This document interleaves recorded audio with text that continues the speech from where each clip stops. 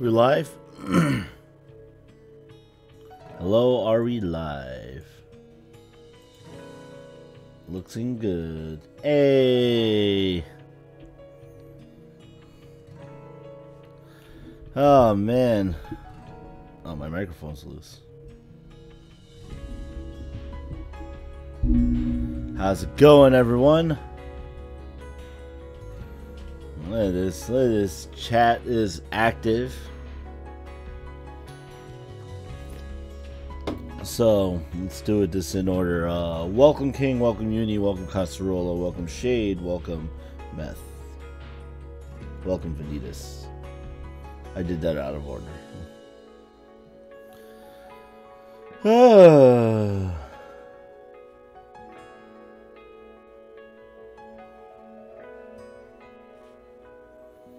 We are live, guys. Not to be confused with Love Live, or not to be confused with Live. Not live. We're live.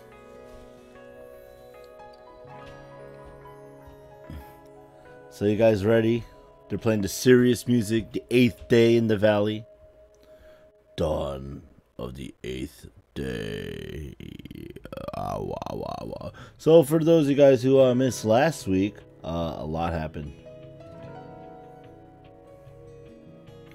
I heard Steam actually, I heard Steam is reevaluating their stance on it after the large outcry. So we'll see what that means. We'll see what happens. But yeah, let's hope that like the Fruit of Grisaia better not get hit, because I have to play these games.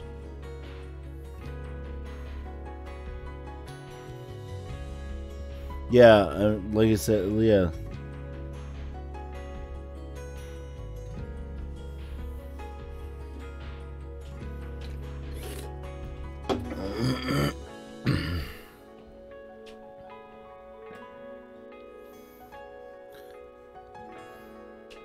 We'll see where it happens. The future is, you know.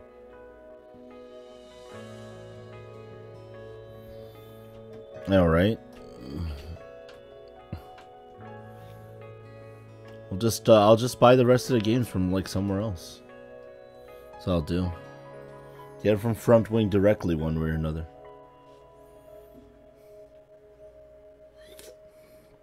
Not too worried. Not too worried. We'll see how it plays out, guys. We'll see how it plays out.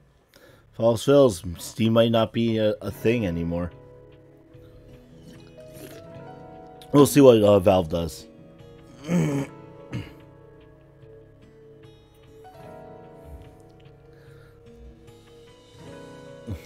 Man, I bet someone's gonna look at this video in the future and hear like my comments about this thing, and then they're like, yo, this was like this all the time, or man, Steam was never like this, it's been great.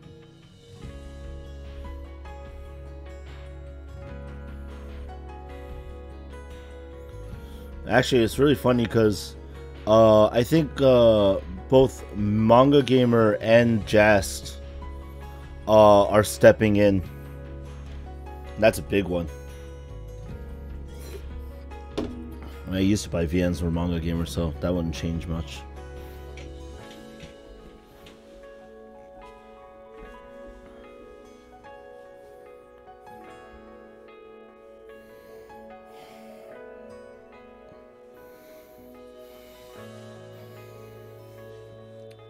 But, you know.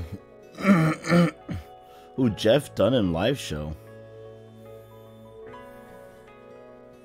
It's interesting.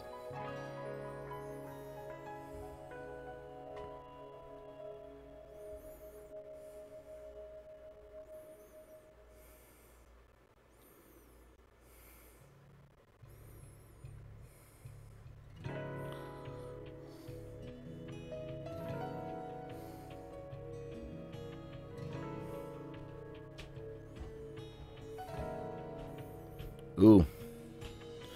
Anyway, it is 7 p.m. Eastern Standard Time. Ladies and gentlemen, welcome to the Monday Night Livestream. Today's game is the Fruit of Grisaia. It has been for a while. Good morning, Uni.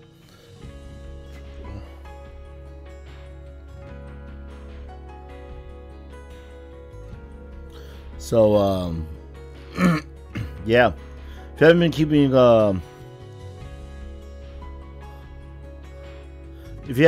up with the Fruit of Grisaia Amane route, we've been in flashback mode for a little bit, and a lot has happened.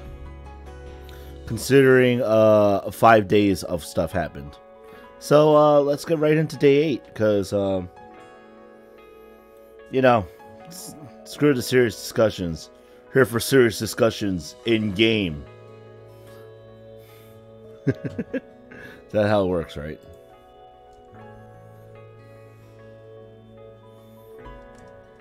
The 8th day in the valley. Rain fell in the night, and the morning was cold. My chilled hand trembled slightly as I wrote. Come to think of it, was there even a point to keeping this diary in the first place? Think about it would always drain me of the will to write, but I never found an excuse to quit either. My pen moved mechanically across the pages. Fortunately, the rain had stopped before today's morning muster. Perhaps it had become used to being drummed out of bed at the same time every morning, as recently I was waking up naturally 15 minutes before 6. For the first few days, it had been difficult to sleep at night because of my hunger, but by now I was sleeping like a stone, and fasting at night actually seemed to make waking up in the morning easier.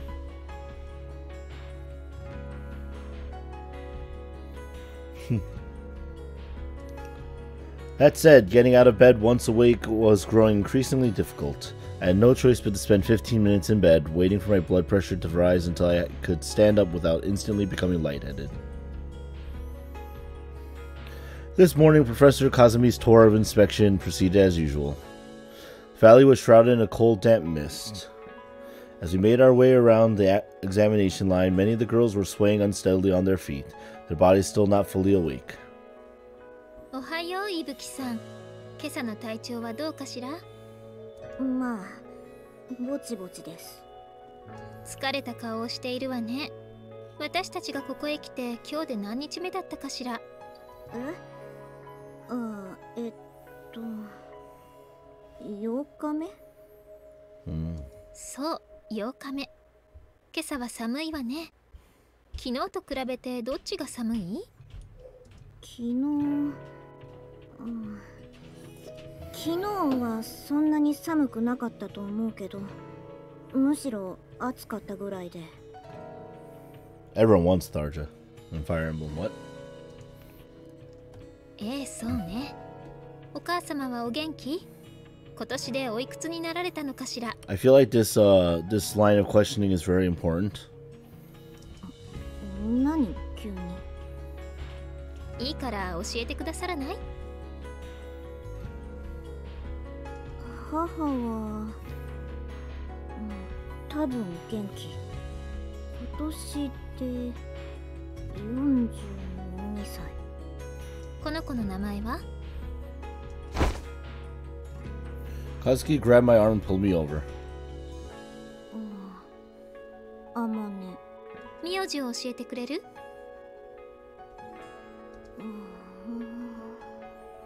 ？Oh, the memory lapses are happening. そうよ。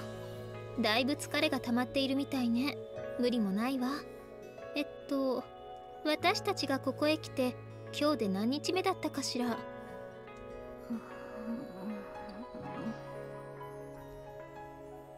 考えるのが面倒になった？でも考えて。今日は何日目？ Uh-oh. 4日目。あらびっくり。ウェル日記脳症かしら。What? Smiling brightly, Kazuki leaned over and softly whispered into my ear. 今から言うことをメモして。I hastily brought my pen to the memo pad. Chronic Wernicke's encephalopathy. Signs of severe memory loss. Yeah, there we go. Serious vitamin B1 deficiency. We knew it was a vitamin deficiency. We knew it had grown serious.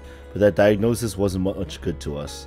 We didn't have any needles, and more importantly, we didn't have any dietary supplements to fill them with. Of course, a dietetic regimen with lots of pork, liver, and milk could have done the job just as well. But we didn't have enough food to satisfy even our basic caloric requirements. The only thing we could do for Ibuki was give her an encouraging thump on the shoulder. 耐えろ。and expressed the hope her youthful resilience would pull her through. You guys talk about your things, and I'm like, man, I'm lost because I don't play Fire Emblem Heroes, and I'm more focused on the game, guys. Not gonna lie, I'm worried. None of this was limited to Ibuki Haruna either. The majority of the group was beginning to suffer from vitamin deficiencies. Light fever, joint pains, and shortness of breath were widespread. After our standard round of inspections came to an end, everyone dragged themselves right back to their tents. The morning was unpleasantly cold, and the pervasive sense of physical exhaustion didn't help either. Nobody wanted to wander off into the humid forest, where the chilly fog hung thick as a cloud. By the time noon rolled around, the temperature had risen dramatically. People began to crawl out of their stuffy tents in search of cool air. For another thing, we needed to dry our sleeping bags and mats in the sun, as they'd grown damp for the humid night air and our sweat. Like the others, I pulled the bedding out of our tents, spreading them out on the flat rock nearby. Naturally, I took Kazuki's as well. I began to beat the sleeping bags with a tree branch, dust and dead mites flying off in little clouds with every impact. My stomach growled miserably at the exercise. Just as Kazuki declared yesterday, she had begun to add much of her rations to Hiroka's meals. Of course, this was being kept secret from Hiroka-san herself. Ooh.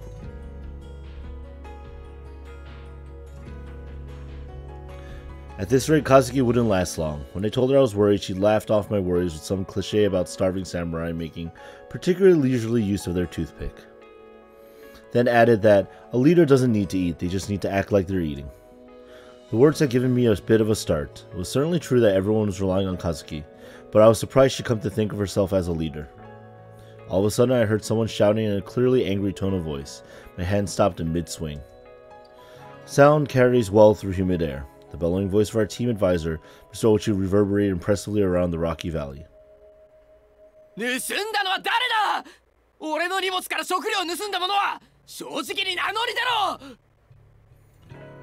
motherfucker had freaking extra food? Didn't understand the exact details, but apparently someone had stolen food from Mr. Ochi's personal belongings. In the distance I saw him lifting his rucksack high in the air, his face flushed red with anger.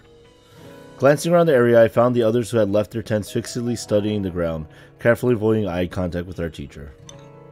Kanena senpai, still focused on scraping out the burnt grains of rice stuck in the corners of her cooker, softly mumbled, "What a joke," without even raising her head.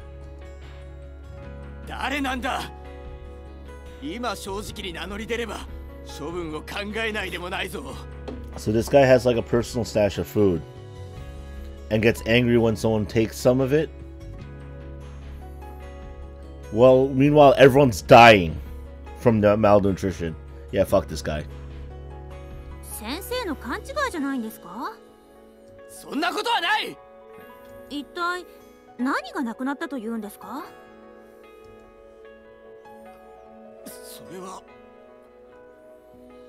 Look at this guy. This guy can't even admit it.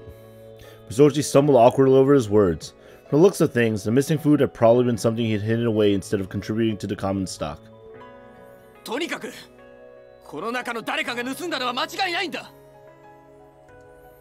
Even now his shouts bore the righteous, authoritative tone of a scolding teacher. But we weren't in the classroom. The students responded only with irritated scowls. Of course, I also furrowed my brow at Mr. Ochi's actions. No matter how much he bellowed, it's perfectly obvious the culprit wasn't going to come forward. And in doing so, he was planting the idea of stealing from others in the minds of all the girls who'd been honestly enduring their hunger until now. So if I get hungry, I can just steal food from someone, right? As long as I keep my mouth shut, nobody's going to find out, and it looks like everybody else is doing it anyway. The only thing Mr. Ochi was accomplishing with his tirade was sowing these dangerous thoughts in the back of our minds.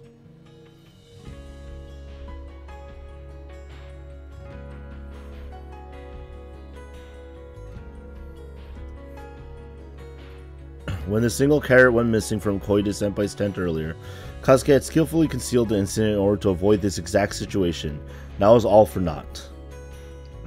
Without a doubt, this problem would recur in the future. Oh, reoccur. That's a very weird choice. I can usually say recur. In order for people to live as human beings, 3 basic rules need to be respected. Don't steal, don't destroy, don't kill. 3 broad principles that define the minimum standard of ethical behavior. In our little community, one of those 3 had just been irrevocably broken. They say that liars often end up as thieves. The opposite is just as true. When we become thieves, we begin to lie. Deceiving and deceived in return, we snatch the food from each other's mouths. For long, accusations fly, thefts become brazen, retaliatory, fistfights break out. At the end, some turn to outright violence, attacking others, destroying their property, taking what they want by force. All trust is lost. If things were to reach that stage, it would all be over. None of us would survive. We'd destroy ourselves over scraps of food. Kazuki had anticipated this outcome from the beginning. That afternoon, I was in the forest of Kazuki gathering edible plants, brooding on the morning's events. I'd long since lost track of how many times I asked her the question on my tongue, but I couldn't help myself.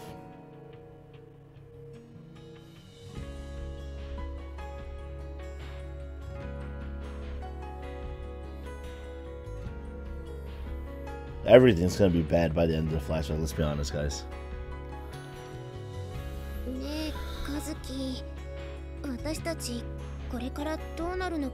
That's always, that's important, Amane.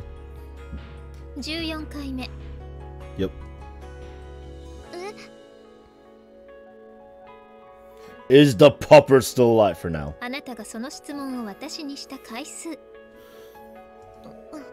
いちいち数えてるの Probably because Kazuki's also feeling malnourished, so she wants to keep her brain sharp just in case. この質問何回目だっけと聞かれたら答えてあげようと思って。And Kazuki's reply to it was the same repetitive phrase as always. What will be, will be. There's no way to know how this will end. She certainly seemed fond of it, but to be honest, I'd always thought it was a bit of a non-answer. Certainly didn't make me feel much better. 越智先生は明日ここを出ていくそうよ。Ooh! Yay, bye. 出ていくってどうして？ Because he's an asshole. 数日かけて周辺を調べて、なんとか下山できそうな目処が立ったそうよ。Apparently, having finally decided just yesterday to leave and get help, Mr. Ochi had been preparing for his departure this morning. During this process, he noticed the hidden food had gone missing from his rucksack. 先生が隠し持っていたのは合宿の夜にこっそりと楽しんでいた晩酌でビールのつまみにと用意していたミニサラミだったらしいわね。サラミか。Italian sausage, ground pork seasoned with spices and cured by drying. Preserved food like that would make for ideal rations, as it doesn't go bad easily. You could slice it up thinly and drop it on pizza, or maybe mince it and mix it into a big plate of pasta. Just imagining the spicy, salty taste left my mouth overflowing with drool. 誰が取ったのかな？それは重要な問題じゃないわ。越智先生としては誰も名乗り出なかったのがショックだったみたいね。もう限界だって泣きそうな顔をしていたわ。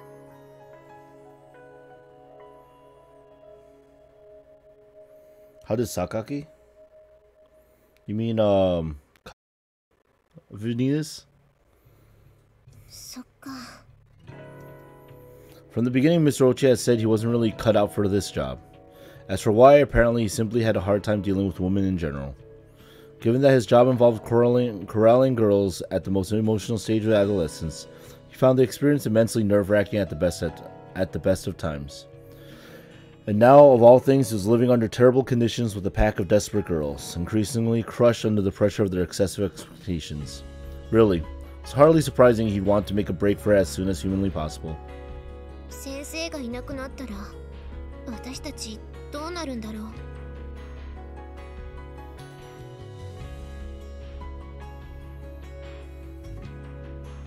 Yeah, Kazuki, yeah, that's what I thought.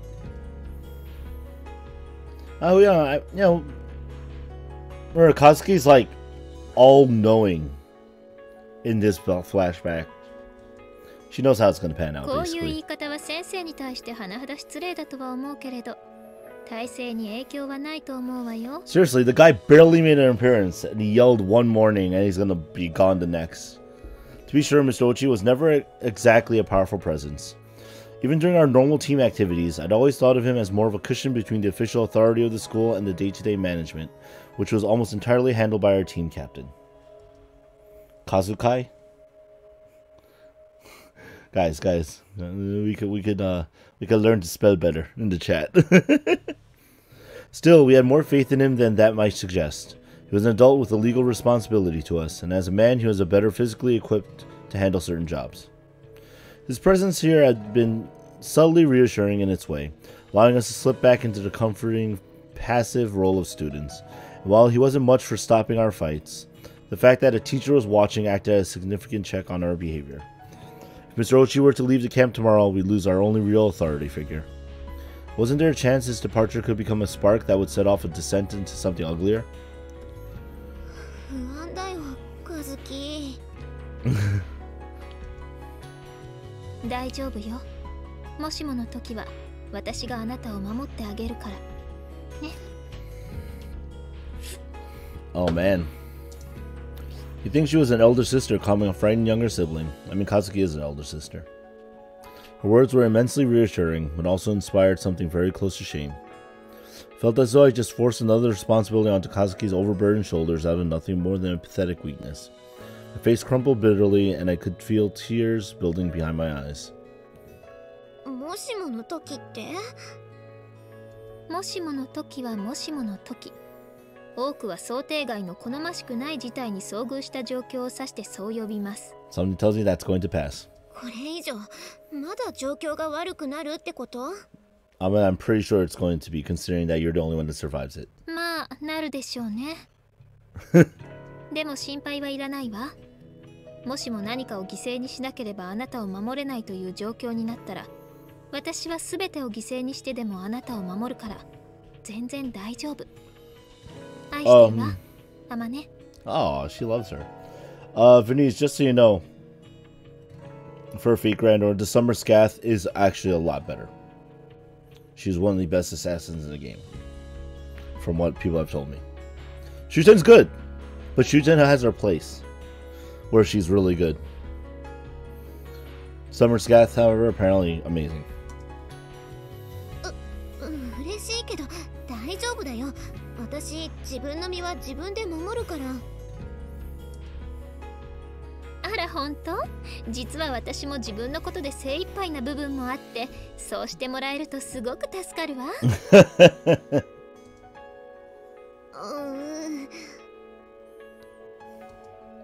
Kazuki was just affirming my own words, but for some reason it felt like she was abandoning me.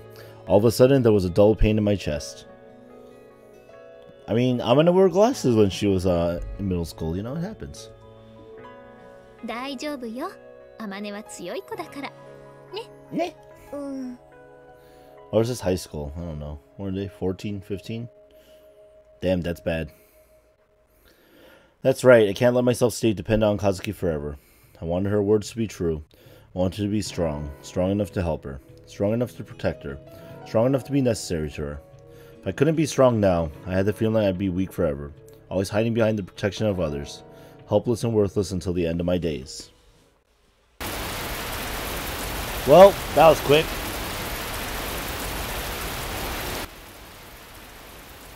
If you're using Steno, that's depressing right there, Vanitas. The 9th day in the valley. The morning of Mr. Ochi's departure from the camp was unfortunately a rainy one. With the exception of the immobile Hiroka-san, everyone gathered in drizzling rain to see our teacher off. Mr. Ochi stood before us, a heavy rucksack in his back, impassive to the water running down his glasses. Felt as though I was looking at a young officer about to head off for the front lines. As a matter of fact, there had been some vaguely sarcastic jokes yesterday about making him one of those 1,000-stitch belts, good luck charms the Imperial soldiers used to take to war. But no matter how unreliable Mr. Ochi had been as a teacher, everyone quietly recognized that he was now our only visible glimmer of hope. 10 members of the basketball team had survived the fall.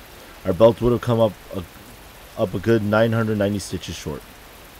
Not to say that we sent him off completely empty-handed, although our gift was less sentimental and more practical. When the rain began to fall this morning, we hastily cut apart trash bags to create a makeshift poncho. These had been a virtual necessity on rainy days, especially before we constructed the toilet, so we had the hang of making them by this point.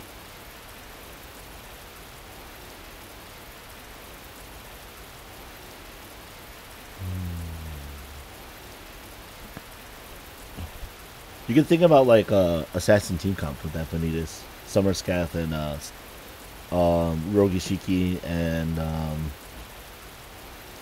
Shuten Doji. The poncho offered some protection from the rain while allowing free use of both arms. For a short time, at least, it would keep out the wet and prevent your body temperature from falling too dramatically. That said, in the end, it was a pretty flimsy thing. And on a cosmetic level, it was not only distinctively ugly, made an irritating rustling sound every time he took a step. Nonetheless, Mr. Ochi accepted it with a sincerely grateful thank you. Arigato.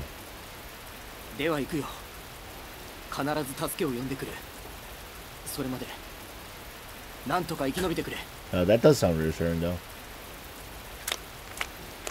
With those brief words, Mr. Ochi turned his back on us and immediately began to walk off. Lingering for a long farewell would have been a waste of daylight hours. Once inside the forest, a thick tree canopy would block out most of the sun's light. We knew all too well how poor visibility would be in this rain, which would soon transform the jungle into a misty, unfamiliar labyrinth. Of course, some suggested postponing any action until the weather improved, but if we delayed over the rain, it felt entirely possible we'd keep finding excuses to put off that first step. Maybe tomorrow would be too hot, or somebody would feel too sick. For a long, sheer inertia would glue us to our comfortable sleeping bags. Because he understood that, Mr. Ochi had made the firm decision to leave today, regardless of conditions. We watched him marching bravely down toward the forest, unable to keep the unease from our faces.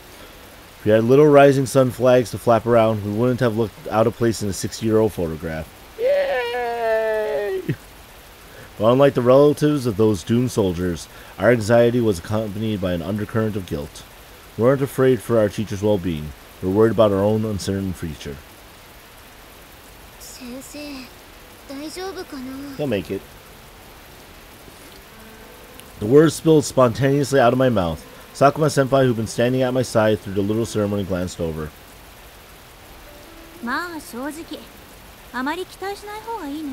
Wrecked. Man, this teacher guy. Sakuma's tone of voice was resigned, almost detached. The first to respond was Ibuki, who'd been standing at her partner's side, her limbs shivering in the cold rain.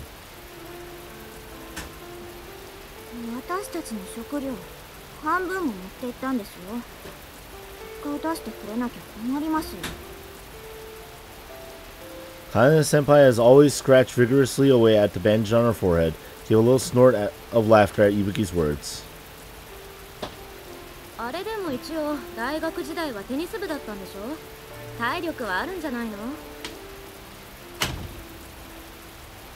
Next in line stood Komori-san, her miniature dog's face peeping out from the neck of her school uniform.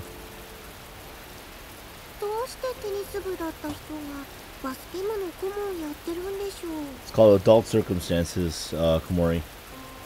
At Komori's other side, Sakurai was pressing her hands against her stomach wound, bending over slightly to shield it from the rain. As the conversation seemed to be moving neatly down the line, she tentatively opened her mouth and spoke.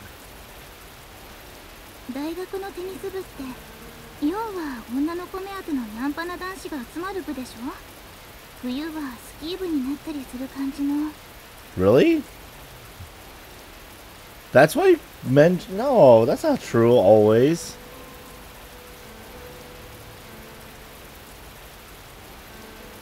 Apparently amused to hear those words from the normally meek and refined Sakurai-senpai, Kazuki chuckled lightly at her side.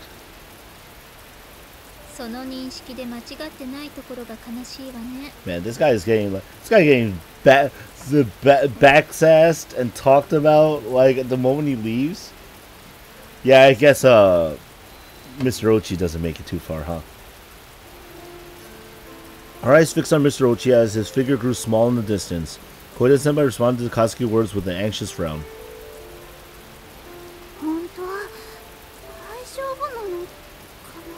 Yeah, you'll be okay. Now that he had set forth, there was nothing more we could do either way. It was in the hands of fate now. Sakuma-senpai gave a wry little snort. Lately, her prowess at playing cards had allowed her to push most of her chores onto others, and her attitude was getting increasingly irreverent as her leisure time grew.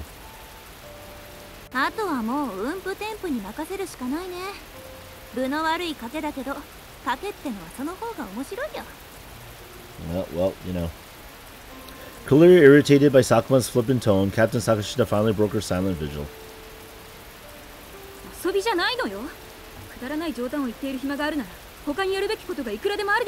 Like, not wasting energy.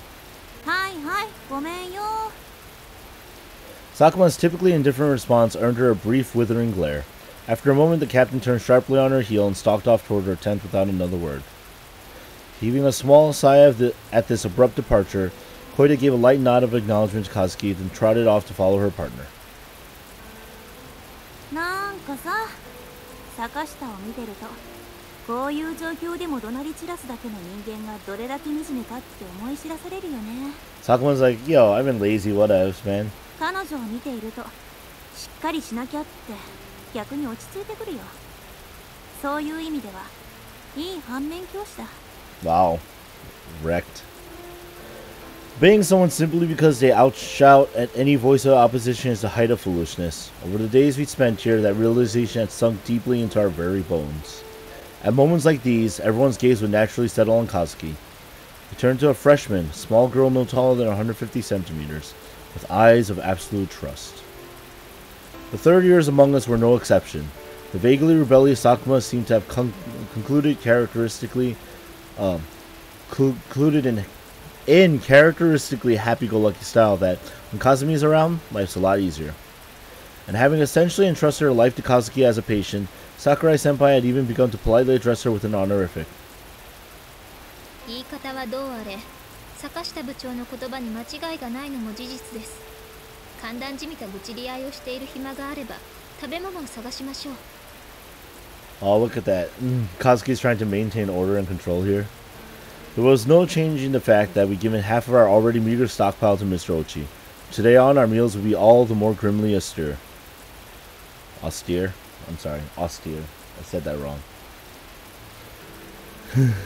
Even so, he'd only taken enough food for 2 days, along with 2 liters of sterilized water in plastic bottles. For a simple estimate of the calories he'd be consuming and burning, he'd last 4 days at the longest. Although Mr. Ochi had estimated that 3 days of consistent progress would bring him to human habitation, we all knew perfectly well that he wouldn't be able to simply stroll straight through that forest. But he himself was probably more familiar with that harsh reality than any of us, so we kept our silence.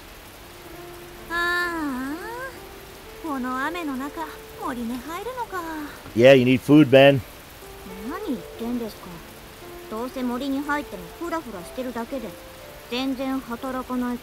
It's because Sakuma is flighty.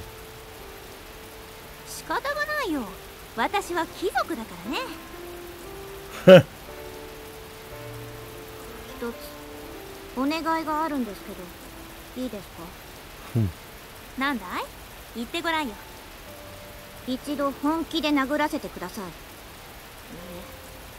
みんなのために単身森に入った越智先生に代わって先輩を殴ります。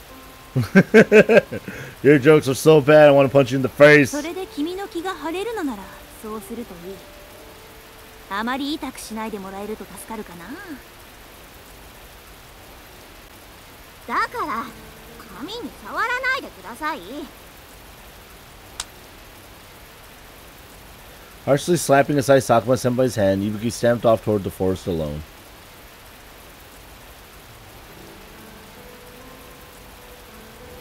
Watching her partner go, Sakuma spread her arms, turned her palms to the sky, and offered an exaggerated shrug of the shoulders to no one in particular.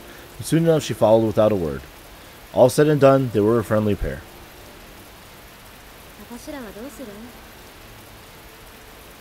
Fiddling with her rain-wet bandage as she brushed her hair out of her eyes, Kaneda-senpai turned to address her partner Komori. Staring down at the dog nestled against her chest, Komori-senpai answered in an apologetic tone of voice.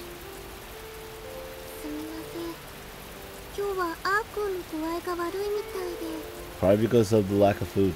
Your dog's dying, Komori. またかよ。なんかその犬、雨が降るとすぐ体調崩すよね。やっぱあれか？湿度が高いと前髪が決まんなくて超下げなんですけどみたいな感じになるのかね。Dogs are finicky, so you know it happens sometimes. They are your best friend, though.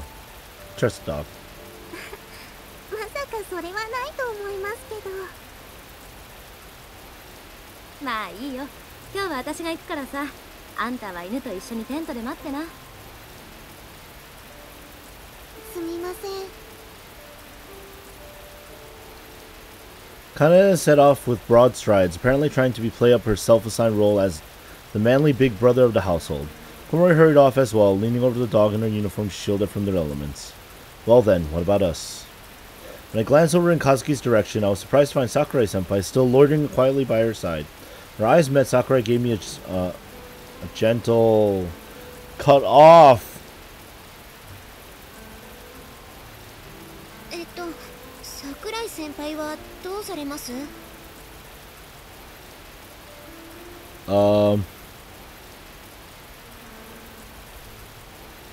A gentle smile, then cocked her head slightly to one side as if to say, is something the matter? Staring into her face, I couldn't help thinking she really was a good bit more beautiful than the average pinup you'd find in a cheap men's magazine. Yeah, that entire line got cut off. Nice.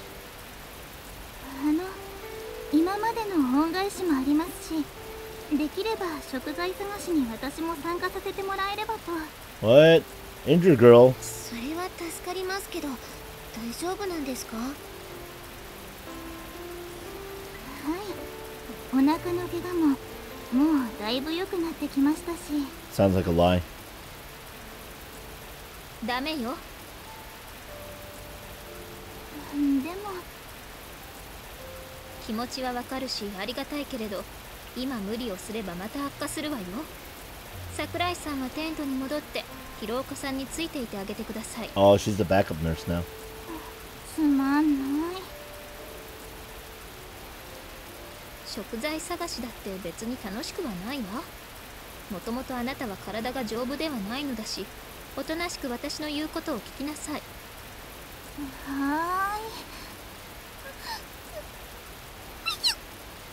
That was a sneeze. 今の何？くしゃみよ。でも今ペキュって言ったよ。一見すると欠点が少ないように見える桜井さんだけれど、どうにもくしゃみが変なのよね、この人。気にしてるのに。いいからさっさとテントに戻りなさい。この上風邪をひいたりしたらまた私の仕事が増えるじゃないの。はいはい。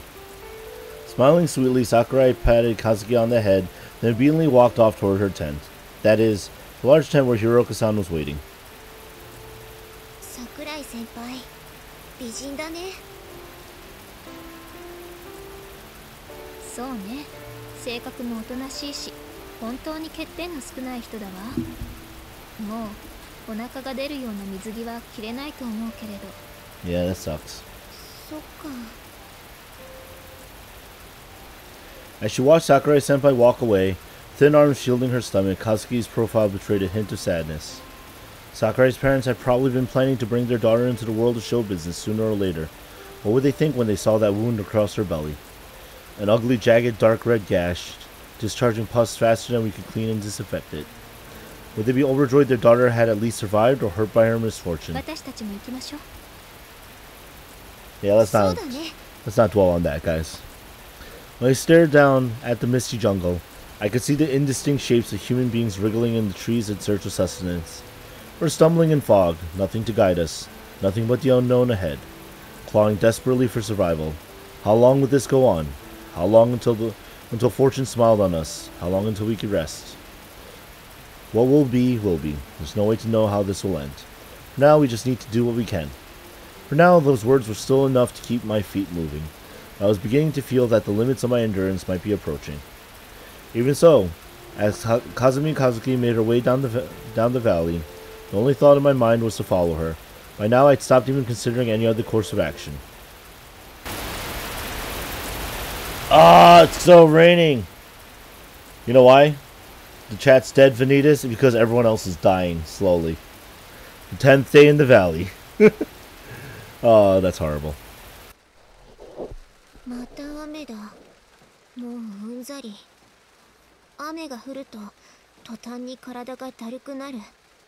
頭が重い。I mean, to be fair, his jokes went over as well as a bus going off a cliff. テントの中にいても雨はどんどん染み込んでくるし、慢性化した湿気が原因なのか、苔だかカビだかの青臭いような匂いがますます濃くなってくる。 Yeah, if they really air out the tents when it's like sunny and like really hot, and hopefully dry, or get a desiccator, but you can't get that when you're stranded. ここ数日の雨の様子はほとんど梅雨の様相だ。今度の雨は相当にしつこい。当分やみそうもない。テントを叩く雨粒の音でなんとなくそうわかる。 Something tells me she's writing this down but saying it all out loud. 梢の隙間を伝って育った大きな雨粒がテントに当たる音は不規則で、ずっと聞いているとイライラしてくる。満たされない空腹もまたイライラの原因だった。もはや口癖のように、ああお腹が空いたと私が口にすれば、最近の和樹は眉を寄せる。そんなこと言われなくても分かっているわと機嫌が悪くなるのだ。それでも私が空腹を訴え続ければ、最後にはうるせえ、寝ちまえとそんなことを言い出す。ちょっと、私はそんなことを言った覚えはないわよ。え？私は動く必要のない時には眠るのも立派な仕事よと言っただけでしょ。やだな、和樹。勝手に私の日記を読まないでよ。読んでないわよ。あなたが日記を書きながらそれを声に出して勝手に私に聞かせていたんでしょ。Uh-oh. 嘘。Oh, you just heard Amane's thoughts, as is. 自覚なし。重症ね。気をつけなさい、Amane。まるで一人でブツブツと文句を言いながら料理をするとんかつ屋の主人みたいで気持ち悪いわよ。Oh man。何それ。よくわかんないけど、人の顔を真剣に見つめてキモいとか言わんといてもらえる？へこむわ。ほら、私が捕まえたカタツムリをあげるから、これでも食べて元気を出しなさい。Oh snap, snails. もうでんでん虫飽きた。っていうか、虫以外のものが食べたいよ。カタツムリは陸外よ。まあ貝は虫じゃないのかと言われると微妙なのだけれど、それよりAmane。Kazuki pointed her cheek with one finger as if to tell me I had a grain of rice stuck to the corner of my mouth. After a brief moment of confusion, I brought my hand to my face. My fingers quickly found something slimy on my cheek. That is to say, a leech. I'd grown exceptionally tough-minded about this sort of thing. Another leech wasn't going to get a scream out of me this late in the game. Carefully peeling the creature off my cheek, I held it between my fingertips of both hands, dug my nails into its body, and ripped it apart. This was another lovely side effect of the rain. Leeches had begun to find their way inside our tent. After waking up, peeling the bloodsuckers off my body was becoming the first part of my daily routine. First and foremost, I had to peel them off my eyelids. Next to the one sticking to my neck, wrist, and ankles, leeches seem to have a particular fondness for these points where the body grows narrow. Yeah, it's a place to get blood. Yo, how's it going, Minato? Welcome. Other than that, they'd also go for places where the skin was thin. Back of my knees and elbows, my armpits, my groin. There were even a few that burrowed in between my toes, as if trying to make themselves a cozy little nest.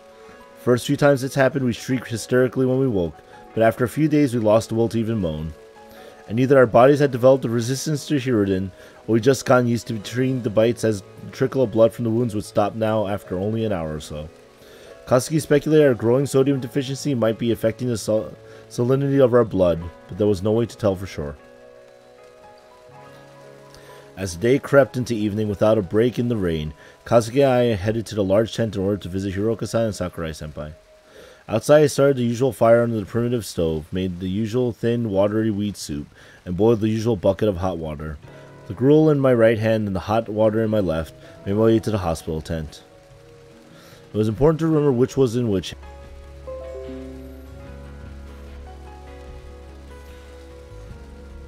Alright, apologies guys, I just had a mini disconnect for a moment.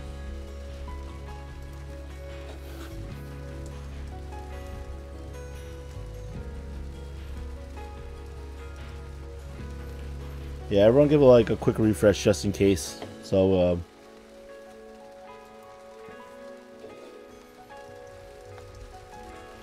yeah, just briefly disconnected.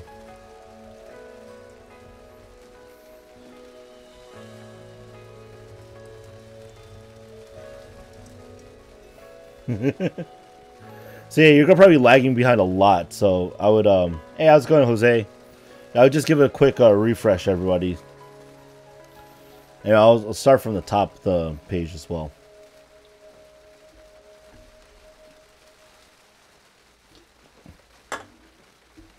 Yeah, that was weird. I agree. It was important to remember which was which in which hand, since it was no longer obvious which was the water and which the gruel. Calling it gruel was a bit of a joke by this point. At a glance, it looked more like stone soup, is what I said. Stream is continuing, although I think my quality has gone down a bit. Oh wait, no, it's back. It's back. Alright, health is good. Yeah. Random internet.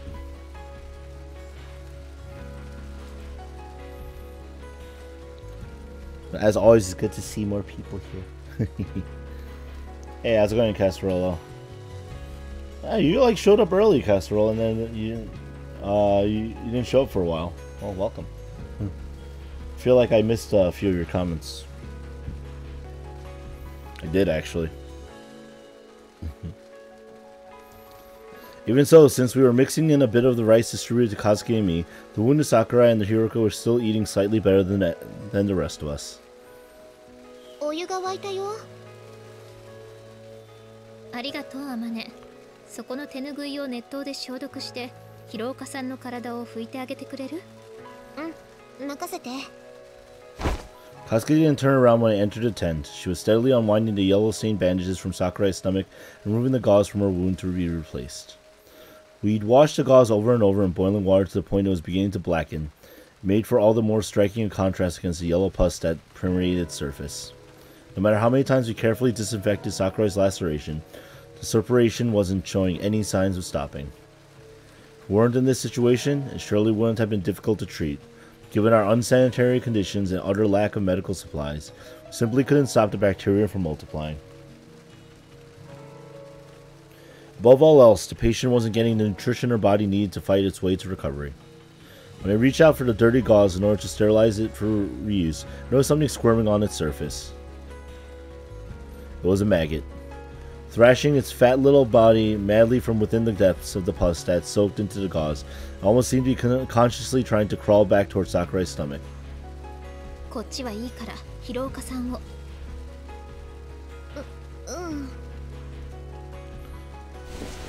Immersing the washcloth, a strip of cloth cut from an old t-shirt, in the hot water, I left it to soak and began to unbutton Hiroko-san's uniform.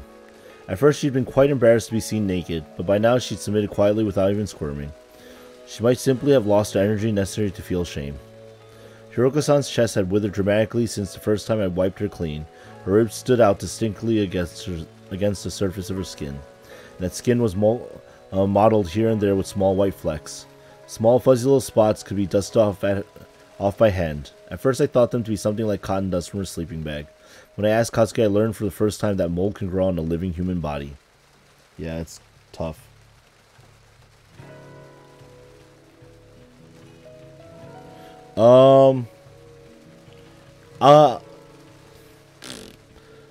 Ritsu. I feel bad for Ritsu. I don't know why, but something just tells me Ritsu should have also had a chance. Shade. Hiroko-san was covered in a pale white mildew.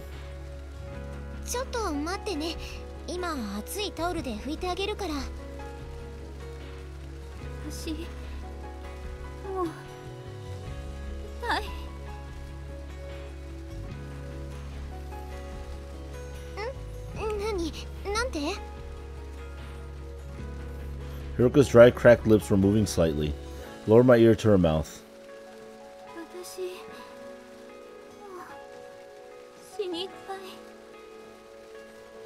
Man, that's tough.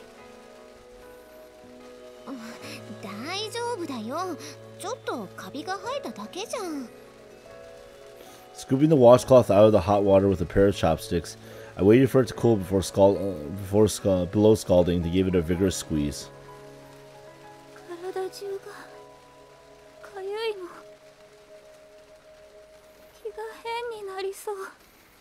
Yeah. This is why it's important to like have basic nutrition and cleanliness. Things go south very quickly for your health. You think like having sterile or sanitary running water is a very big benefit to a community of people and such. Like this is tough, man. It's tough. Like it's even worse when you have studied up on these kinds of symptoms of things that happen or can happen. Like it's just this is not good. I feel really bad for all these people. I wish they all survived. I really honestly wish that they would all survive, even the ones that died before I even met them.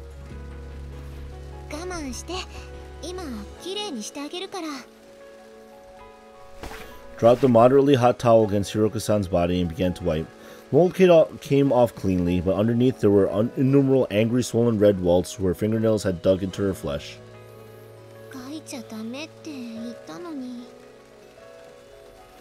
The more she scratched, the more she spread the mold across her body.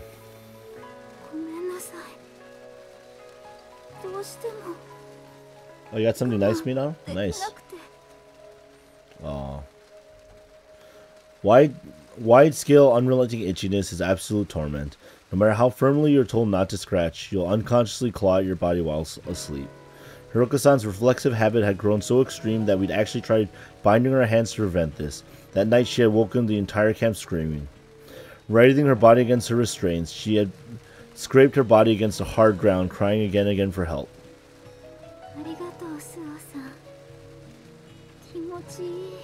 That little bit of reprieve, man. When I wiped her body clean, the itchiness would reduce at once. She described it as almost a blissful sensation. Even so, that comfort would last an hour or two at most. Once wrapped up in her sleeping bag, the itchiness would return as her body temperature began to rise. I was now making a time-consuming trip to wipe her clean many times a day.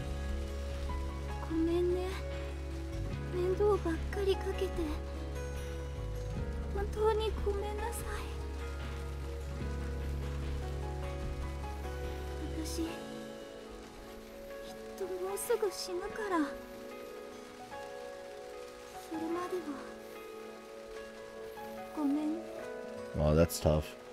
Shade, yes. Because even if you can't walk anymore, there are ways to overcome that. Granted, it's a lot harder in a collectivist society because the people will talk about you. Like, surprisingly or not, in the Western society, they look at a person who rises above that that handicap and that burden as a hero.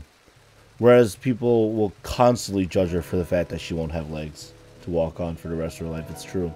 That's a tough life. But I'm basically saying that I want them all to live despite that life can be tough.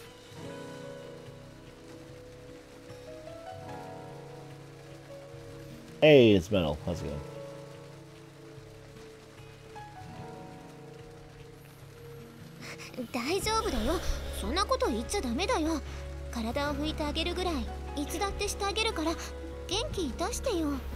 Also, shoutouts to like Amane and Kazuki. Like they're trying to keep everything together. Like, you know, Amane might be blindly following Kazuki's orders at this point, but Amane has been doing a lot to help, or try to help. If anything, was bitterly sad to know there was nothing more I could do for her, no matter how hard I tried.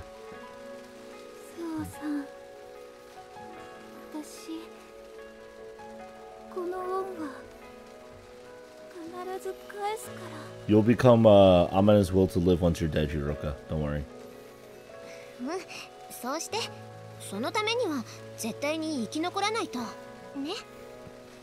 Spurs that jingle jangle jingle. Awesome.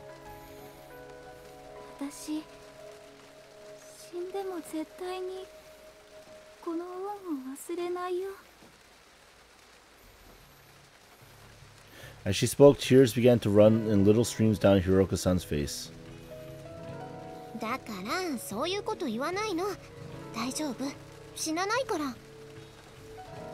Wiping a tear from Hiroka-san's cheek with the tip of my finger, I reflexively brought it to my mouth. Hiroka-san's tears were still salty. I was slightly envious of that. Oh.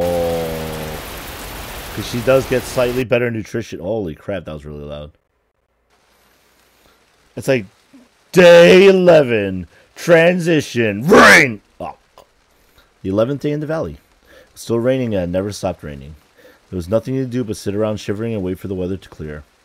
Doing nothing all day took a surprisingly heavy toll in its own right. After 10 minutes or so of aimless idleness, you'd be seized by an anxious, impatient need to do something. Anything. It was impossible to step outside, even briefly, without being drenched in the downpour.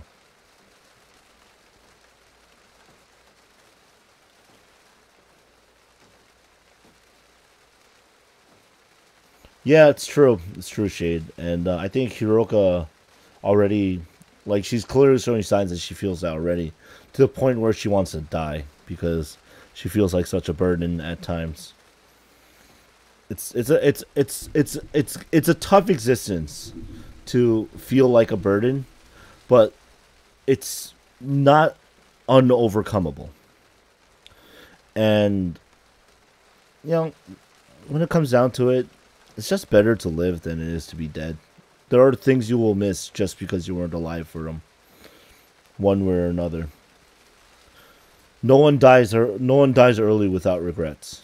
Everyone will have you will always have a regret, whether you're aware of it or not.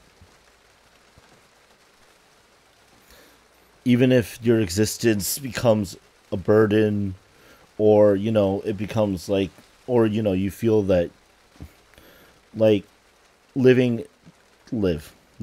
Everybody, it's a message to all of you. Live. The cold rain would drain your energy with terrifying swiftness, and once you got wet, you stayed that way. We knew it was dangerous to stay in soaked clothes, but we just didn't have the means to get them dry. The constant seeping rainwater had begun to corrode the thin material that made up the bottom of our tent. Lying down, even with the buffer of the sleeping mat, would leave our whole bodies sopping wet. We had no choice but to sit and wait. In the afternoon, the rain slowed to a heavy drizzle. I had just managed to get a cooking fire going when an eerie sound began to echo across the camp. Someone was singing loudly. It was unmistakably Ibuki's voice. Uh-oh. Kanda laughed harshly, an ugly, contorted excuse for a smile on her face.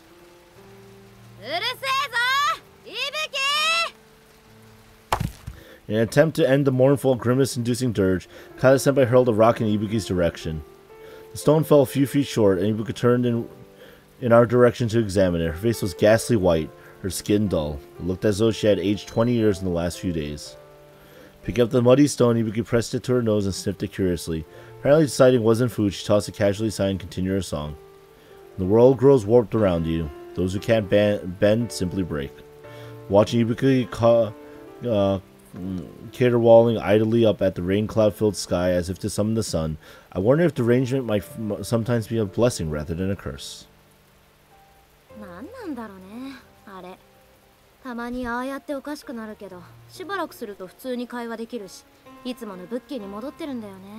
Wait and hope. Yeah, exactly, Metal.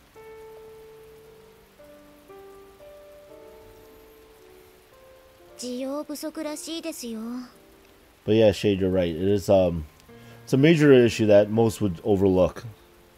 The suffering of living.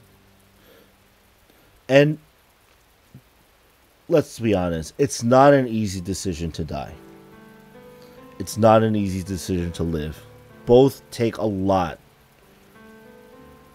Like, both take a lot. And okay, real talk, quick real talk. This is going to be, very, very simply put. Metal, you have it right with that line, wait and hope. Because,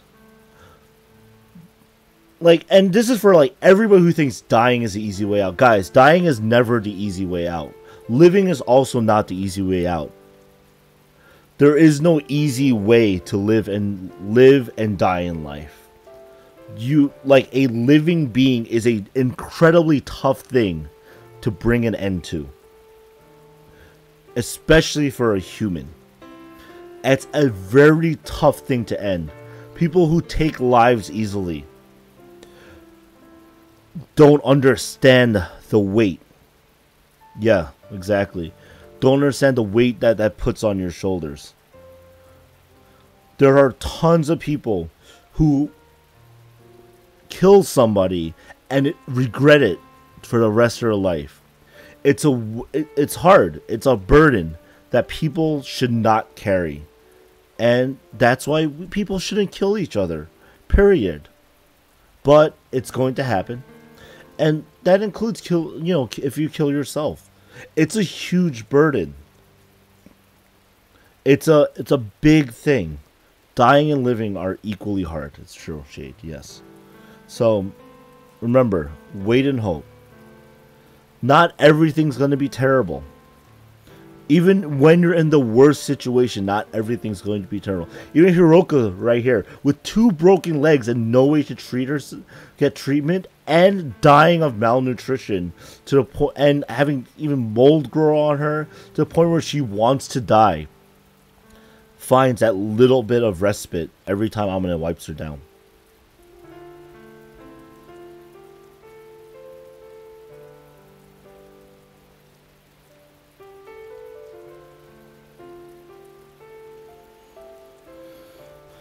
So,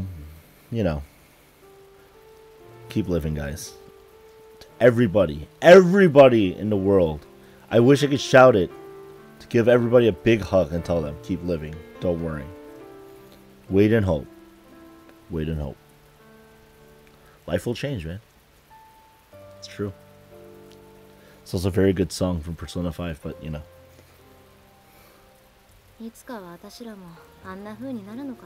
not everyone breaks like that, Kaneda.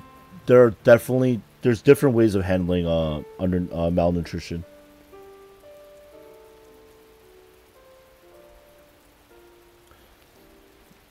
Kaneda senpai, ここへ来る前、ダイエットとかしてました？あにゃ？よっ。じゃあ大丈夫じゃないですか？ From what Kazuki had told me, Ibuki had been repeatedly subjecting herself to severe, gimmicky diets over the last few months, leaving her with chronic vitamin deficiencies. Since arriving here, that pre-existing condition had apparently worsened the effects of malnutrition on her body, giving rise to impaired brain function. Oh, Komori is also pretty small. Komori was still shut up in their tent, nursing her dog through a high fever. Apparently she was feeding every scrap of her rations to the animal. Oh,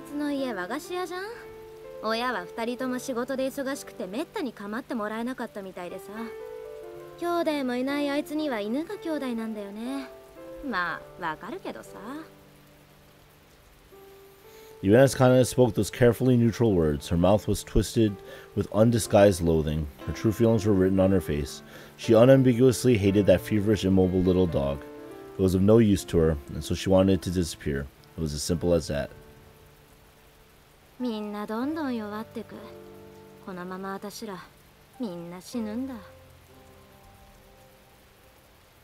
I understood from the tone of her voice that this wasn't more of the usual gallows humor. I understood with such painful clarity that I wished she said nothing at all. Glancing up at the sky as the rain began to intensify yet again, I slowly picked myself up off my seat of the rock. I can't take this. Couldn't we at least catch a break on this rain? It was adding insult to injury.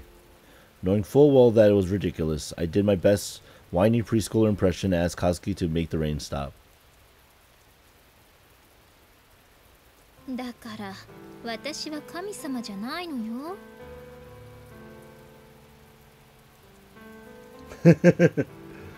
Guys.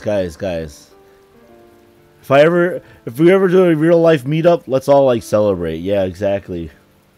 We'll you know what? I'll save up money. I'll buy a round for everyone, like in food and stuff. Let's talk about looting CPUs to change us up. Wow. Well, this is depressing, so let's talk about loots, because loots are good. Wait, what?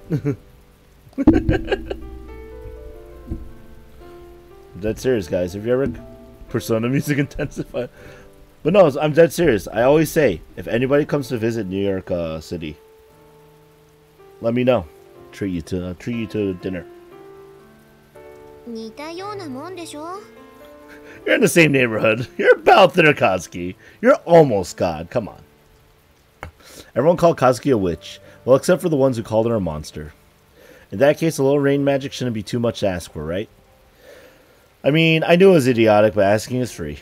In response to my challenge, Kazuki closed both eyes and exhaled heavily through her nose. I'd say, oh, very well then, and lifting both arms toward the sky, she spoke to the heavens. To wit, O rain, I command you to be gone. An exceptionally half-hearted command that dissolved into an open-mouthed yawn at the end. I appreciate that she was considerate enough to play along with my nonsense, but if she was going to bother, couldn't she have at least pretended she was taking it seriously? But, well, as it turned out, an hour or so after that, maybe, the rain really did come to a sudden stop. You had to laugh. Kazuki craned her neck back, idly gazing up at the clouds flowing peacefully by.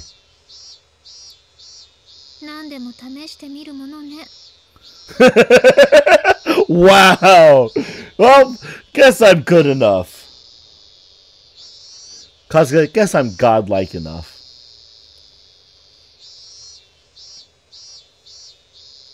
Dude, there are tons of good places. Sup, Minato? Are you a witch and not Kazuki? I'm a plushie. I'm not a witch. I mean, I could be a witch, but I'm also a plushie. Wait, what? One pizza isn't enough, Phineas? Oh, that's fair. Dude, pizza party, man. I'd always be down for a pizza party. Actually, speaking of pizza, yesterday I was in the city with my friends getting some chicken over rice, and one of my friends, he's like, "Hey, there's a good $1 pizza place in Manhattan." Well, there's a few great pizza places. It goes $8 a pie. I'm like, "Yo, we have to go." I'm like, "That's totally worth."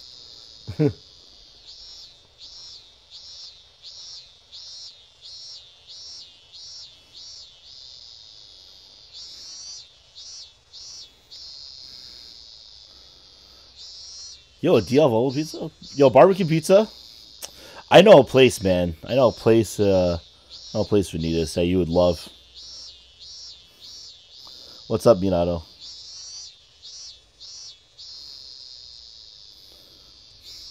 And spoke characteristically impudent words in her characteristically sleepy voice. Staring at her from the side, I felt the hairs on the back of my neck stand up, the which was seemingly increasingly plausible.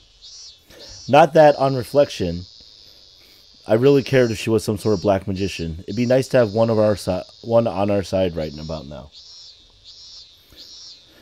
If I asked her to spirit everyone to safety for the next trick, I wonder what would happen. Asking was free after all. I looked over at Kazuki, debating whether to throw this new challenge at her. Before I could decide, she stared up into my eyes and spoke.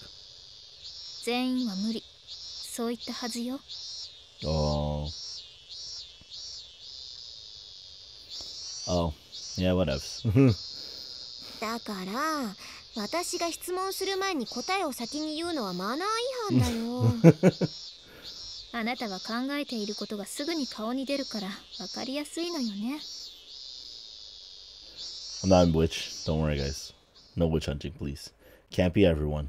Her tone of voice is surprisingly breezy, but somehow also exceptionally firm, as if the outcome was set in stone, as if she was merely repeating an established fact. Kazuki's internal calculations must have established something very close to a 100% possibility that more of us would die in this place. I repeatedly asked her about the details of her predictions, receiving only variations of the frustrating non-answer. If I told you the future I predicted would change.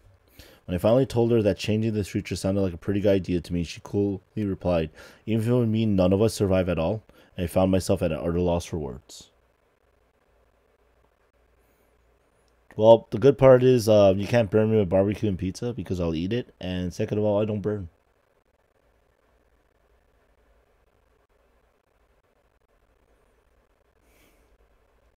Real talk meetup at Boucher Road, New York.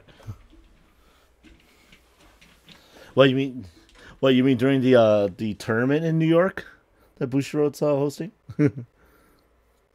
Hey, if people show up there, man, I'll be there. Well, maybe not utter. There was still one old reliable that came to mind.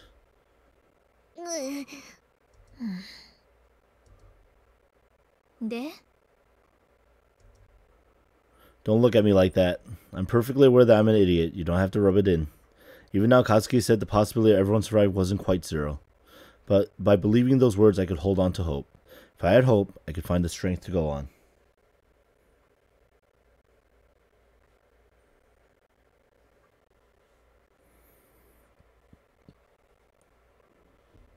Bro, I'm like holed up in my house all the time. I'm not far away. Yeah, that's right. I have to be stronger than this.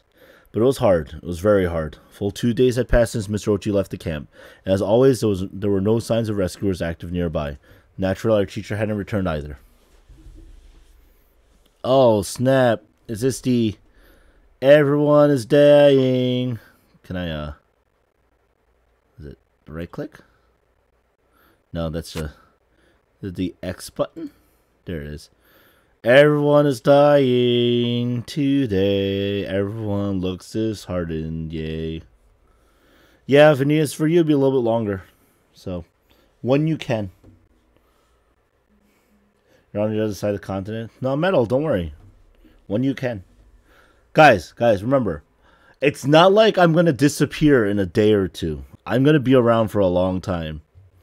Whether or not I make money doing live streams and let's plays and stuff, I'll probably still make videos. I'll probably still be online, and I'll probably still be doing live streams. Let's be honest. So don't worry about that. I'm not going anywhere. All right. Although to be fair, when it's Gen Con season, I will probably not be able to do any of the live streams except the Twitch Tuesdays one. That week, because I'll be in Indianapolis. Yeah, PA's pretty close, King. It's true. It's okay, Metal. It's not. I'm not gonna be worried about getting hit by the bus. The bus is gonna be worried about hitting me. It will not enjoy that impact. I'll stop it in its tracks. Don't worry. Yay! Mirai will live forever. I'm a plushie, so I'll live forever too. But even if the plushie's gone, as long as you speak memes, I'll be there. Sweet, anime conventions are good. Yeah, I go to Gen Con. I go to this tabletop gaming convention in Indianapolis because I like games. Like I watch anime, yes, but I like games as well. So if the bus hits me, you'll fall down a cliff. Oh man, and there'll be exactly 13 female students and a teacher in it that's driving it. Is Mr. Ochi lying dead in a ditch somewhere? Maybe he's gone to some safe place and just abandoned us here. What do we do if he never comes back? I will never leave YouTube. Shade, unless YouTube crashes and burns, I'll be here. I'll be here. With a flurry of aimless speculation, we passed the days waiting for help to arrive. They didn't come today, but they'll definitely come tomorrow. They didn't come today either, but they'll probably come tomorrow. Mr. Ochi said he'd get help no matter what when he left here. Not even half the group really believed it. But even so, somewhere deep down, every one of us was clinging to that glimmer of hope. Maybe, just maybe, he'd save us all. What's up, Minato? Why are we waiting a second? That maybe grew feebler by the day, eroded by cruel reality. Wait, are we just time lapsing now? Eroded by cruel reality. Even as we came to understand that waiting would only bring us a slow death, we clung to that shred of hope, piling speculation upon speculation. We built excuses out of the sand. We convinced ourselves it was too early to decide. We stayed where we were. We waited for nothing. Trapped in an oblivious lethargy, we lived for nothing but to avoid death. When our stomachs growled, we chewed on blades of grass and insects. When our throats were parched, we gulped from the first puddle of dirty water we saw. Naturally, it wasn't long before our stomachs turned violently against us. Somebody said chewing bamboo charcoal might be effective against diarrhea. Within hours, everyone's mouth was stained black. We searched and searched for anything edible. As long as it was digestible, we ate it. Anything and everything. The rest of our time we spent lying in our sleeping bags, stroking our cramping, weak stomachs as we pretended to sleep. If we were lucky enough to fall unconscious, there was a brief respite from the pain.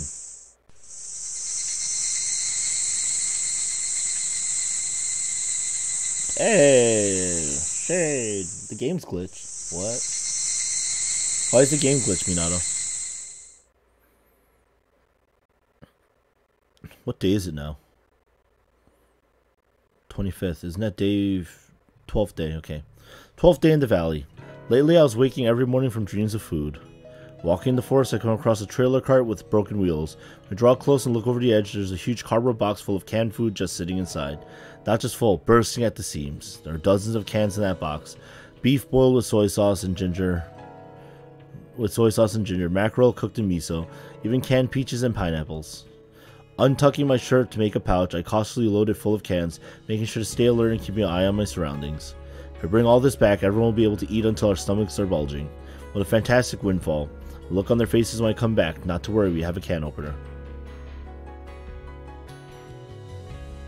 Won't charge your satellite gun.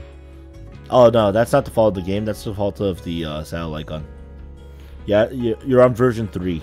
You need to be on version, you have to be on the older version. The update screwed you. Sorry, Minato. But seriously, what was a bike cart doing all the way up in the mountains in the first place? A moment after that doubt flashes through my mind, I abruptly realize, oh, this is a dream. Anyway, I'll just take these back to camp now. Let's all gorge ourselves until we can't eat another bite. I tried to focus on that thought, but once the first realization hit, I could never manage to fall back into that illusion. Mostly, I would wake up with a start at this point. The instant my eyes opened, my stomach began gurgling violently. The wrenching physical pain of it twisted my face into a miserable grimace. Even if it was a dream, I wish I had at least taken a bite. When I wrapped up the story at this point, everyone would always laugh. You're such an idiot, Amane. I'd hide half the food. I'd give everyone one can, then hide the rest. I hide the whole stash and eat it in secret. The majority openly admitted something along those lines. They added with clear amusement that I was probably the only one stupid enough to come skipping right back without a second thought. It was now the 12th day. 12 days we'd spent living worse than stray dogs. Even among those who had been comparatively healthy, unmistakable symptoms of weakening were beginning to appear. The soft footsteps of death creeping steadily up behind us were growing impossible to ignore. Our nerves were rubbed raw from tension, our spirits timid and fearful.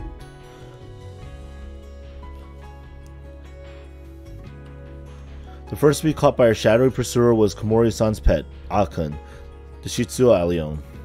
It wasn't a durable breed by nature, and what food we had simply wasn't suitable for a dog with a weak stomach.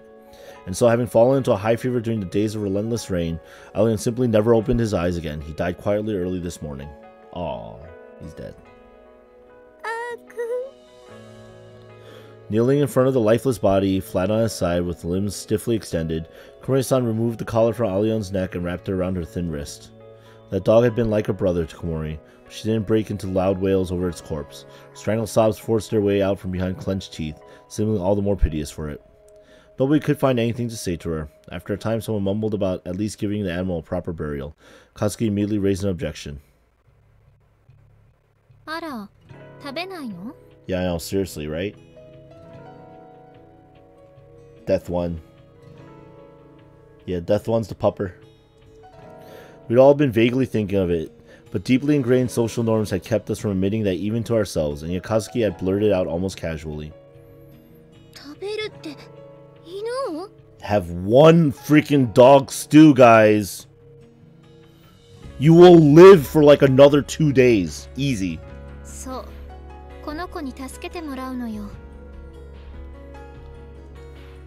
At Kazuki's typically cold words, every one of us sharply drew breath. Eat. Yet, yes, there was nothing in the world we wanted to do more at this moment. The dog in front of us was nothing but a corpse. Now that it was dead, it was no longer a dog, it was meat. Would it be okay to eat a dog that died from sickness? It was Kazuki's suggestion, so presumably it was safe, but surely we couldn't start talking about this right in front of the grieving Komori-san. This whole idea just felt so wrong. We all hesitated, the silence grew.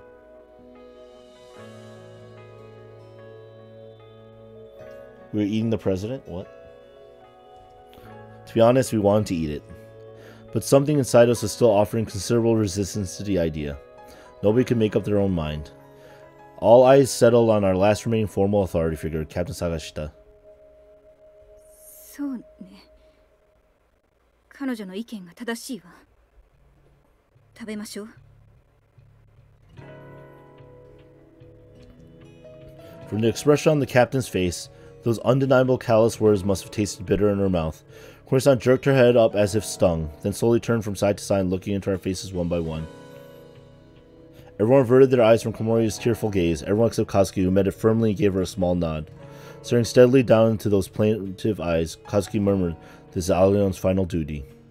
Komori-san's face crumpled as she slowly croaked out an answer.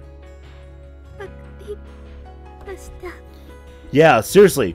Okay, serious talk. If you're gonna eat somebody's dead pet dog, for survival, of course, guys. For survival. For survival. Don't go eating around pet dogs, okay? But for survival. Don't shy away from it. You look them dead in the eye and go, we're gonna die. So let's at least try to survive a little bit longer. Inhuman. The word was written clearly on Komori-san's face for any who cared to look. Even so, most of us let out small involuntary sighs of relief at her surrender.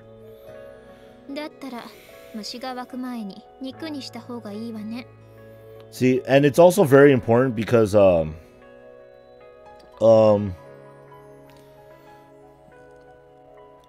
it's also a very important distinction to make, because remember, for Komori, that wasn't a dog, that was her brother that died. That would be like the human dying and going, can we eat them? Although, to be fair, I think the dog was in better shape than most of these people were. But that relief was short-lived. Kazuki's words once again left all of us frozen like stones. Right, if we were going to eat that corpse, we'd have to butcher it first. There was no choice. We had to pluck the hair from the dog's body, carve it up using a knife. Of course, no one wanted that job. Again, we looked to the captain. Biting her lower lip, the captain looked and turned to Kazuki. Finally, Kazuki closed her right eye and tilted her head lightly to the left. Oh no. Oh no! What if Komori wins? As a result of an impartial game of chance, the duty of processing the corpse fell on Koide-senpai. Oh, okay, so Koide. She tried briefly to resist, protesting, "I've never butchered a dog before," but of course none of us had made a habit of carving up puppies either, so the argument didn't really hold together. As the kitchen knife trembled dangerously in Koide's hand, the captain tried offering her some rough encouragement along the lines of, "You're a doctor's daughter, aren't you?" To be honest though, it was a little hard to grasp what that had to do with anything. Visibly bracing herself, Koide gripped the knife firmly in both hands and took a step forward. At that moment, her eyes met those of the dead dog below her. She immediately burst into terrified tears. Naturally, the gallant hero Kazuki stepped in and saved the day. Taking in her good hand the punishment rod she normally used to strike the pan for our morning wake-up call, she swung it down with all her might on the dog's head. Everyone gasped in shock at the gruesome act. Many barely stifling screams. I started shrieking pointlessly, "Maybe I'm next." That irrational fear seized us all. Silence fell over the valley. Oh man. Yeah, definitely Koide does seem like the one that would lose that one. Oh man!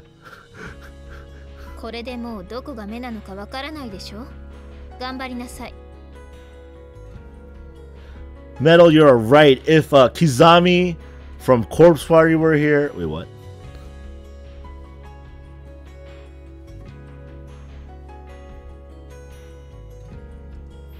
Meeting eyes with the dog is scary, is it? Then we'll just crush his eyes beyond recognition. It was about as elegant a solution as blowing off your jaw with a shotgun to cure a toothache. Hey, that sounds like a great idea. Never do it.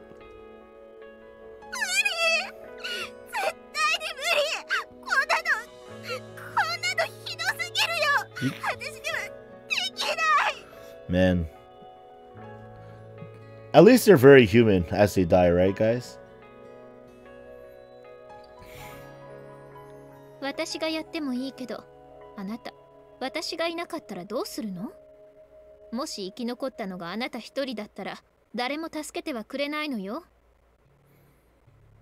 Oh yeah, no, Metal, for dog, you definitely want to like make a stew, because it'll be more nutritional and last a little longer.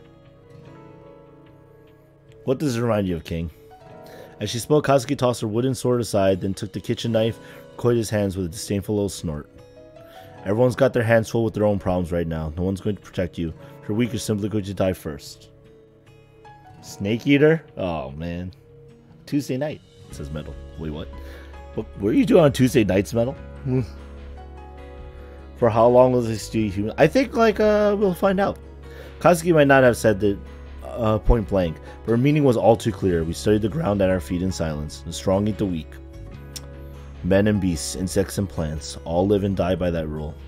Many hissed about Kazuki's cruelty in low voices, but her powerful words and unhesitating actions left no room for open objection. Kazuki possessed not only the decisive personality of a leader, but also the ability to inspire fear, characteristic of a ruler. Everyone could only hang their heads and obey. Kazuki ruler class confirmed.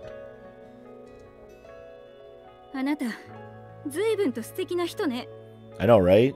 Like, Kazuki's great. Like, if I were stranded, Kazuki would be an excellent companion to have, for survival purposes. She wouldn't hesitate.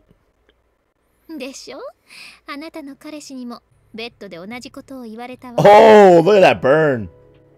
You're gonna make that roll drip, Mel? Too late, I did. Oh, wrecked!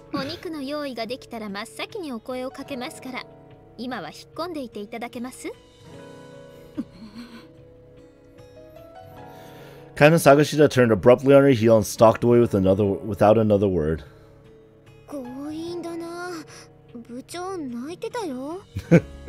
Ah, well, that's less salt for her! She's dying! This is the guy who manipulates light.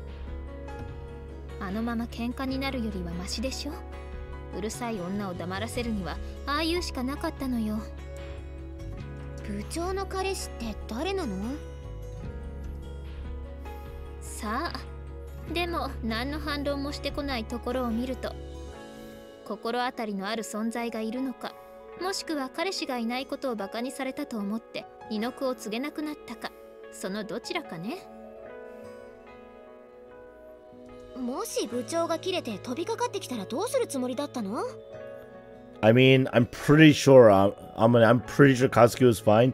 She has the wooden sword and knife in hand right now. No, I wouldn't either. I was like, yeah, it makes sense.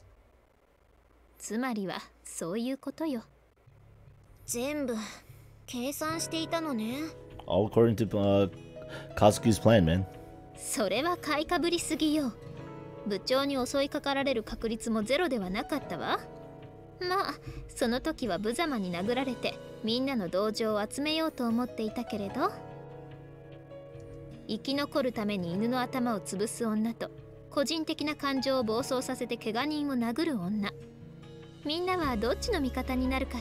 Kazuki is like... Kazuki knows, man.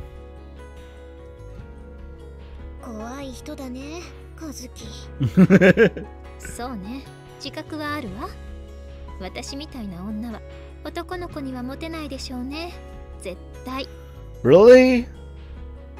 If there was a Kazuki in my life, I'd be like, yo. Actually, no, like, that's true. Like, I wouldn't think of her, like, in a romantic way. I'd be like, yo, this person's cool. Sorry. Not wifey material. More like, hey, you're a cool person. I badly want to scream, if you're well aware, how about doing something about it? But I could anticipate her answer, no doubt delivering in her best nails on the chalkboard girly voice. I'm sorry, I just can't. It's too hard for little me or some such. Felt as though I had maggots crawling down my spine at the mere thought. In any case, if there were a single man in the world who wanted to go out with this woman, I'd really like to meet him so I can get him the help he needs.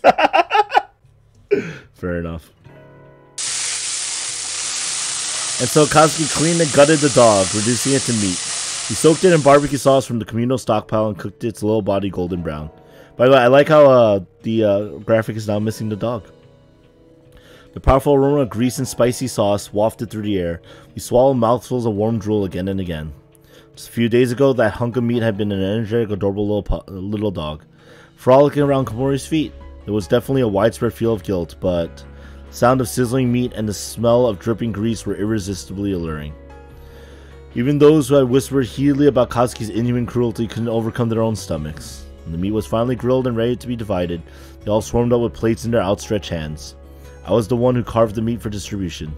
The rear legs looked to be the choicest and most nourishing part of the body. Lopping off one with a kitchen knife, I placed it on Captain Sakishi's plate. The second went to Kazuki. After that, I divided the meat as evenly as I could between the rest of us. We had even carefully washed the internal organs and cooked them as well. For distributing it all, there was nothing left to do but greedily devour my share. It felt like such a very long time since I tasted meat. The first bite was so delicious that I went quite literally dizzy with bliss. Realistic cruelty? Metal Amane has specified that you need to get some help.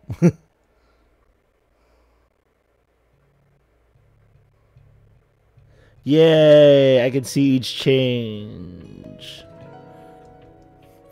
My protein-starved tongue tingled at the animal fat slowly spreading out inside my mouth, and my stomach squeezed tightly in on itself as though consciously trying to wring every particle of sustenance from the food.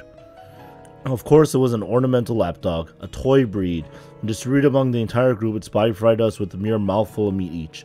Even so, we all wept with joy at the nourishment. As soon as the meat was gone, everyone began crunching away at the bones. We had assumed Komori would firmly resist the idea of consuming her pet's flesh, but in the end, she bit into her share of meat like all the rest, sniffling miserably the entire time, tears blending with the mucus running from her nose she ate. That one mouthful of meat kept us alive for today. I don't think we'll ever forget that taste for the rest of our lives, even if we want to. Metal Kazuki is still looking wrong. Yeah, it's true.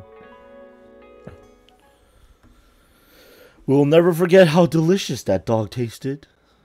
The end. Everyone died. What? The 13th day in the valley. It happened far too suddenly. Komori-san, who seemed perfectly fine just a moment before, crumpled limply to the ground. For a moment, everyone turned their head at the sound and was simply dumbfounded. Komori? Kana-senpai called out to her partner, but Komori gave no response. Her body had begun to twitch convulsively on the ground. Komori hadn't fainted from lightheadedness or anemia. She was thrashing her body spasmodically, as if she'd been possessed by some malevolent spirit. It was at once bizarre and terrifying to watch. Kaneda, suspecting an epileptic seizure, forcibly pinned down her partner's body from above in an attempt to keep her from hurting herself.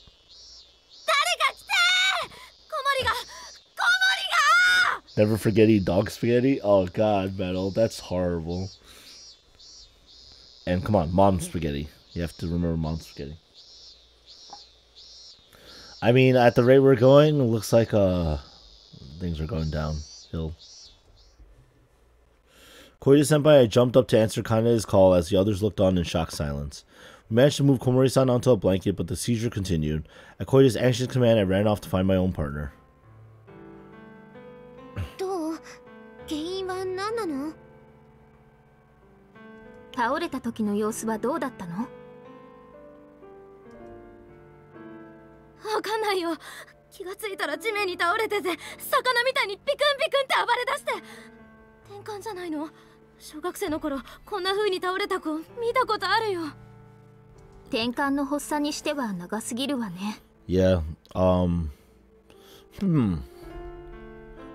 Yeah, I wonder what it is. I have a few ideas, but I don't like them. Komori's breathing was rapid, her teeth chattered in her mouth, and her unfocused eyes swung randomly from left to right. Her hands and feet trembled strongly on a regular rhythm, as if matching the beating of her heart.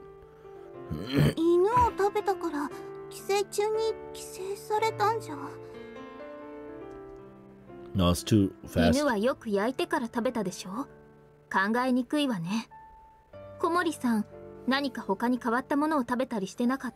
Oh, do you think it's because Komori hadn't eaten really like the last few days? After a moment of thought, Kaneda's mouth fell open with a little ah.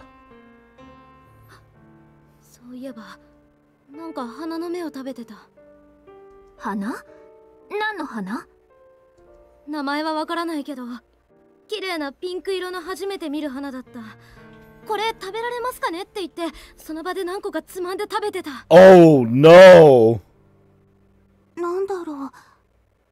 鳥かぶと？鳥かぶとの花は紫色だからジギタリスかもしれない。 Yeah, uh-oh. Katsuki laid a hand on Komori's trembling forehead. 熱があるわ。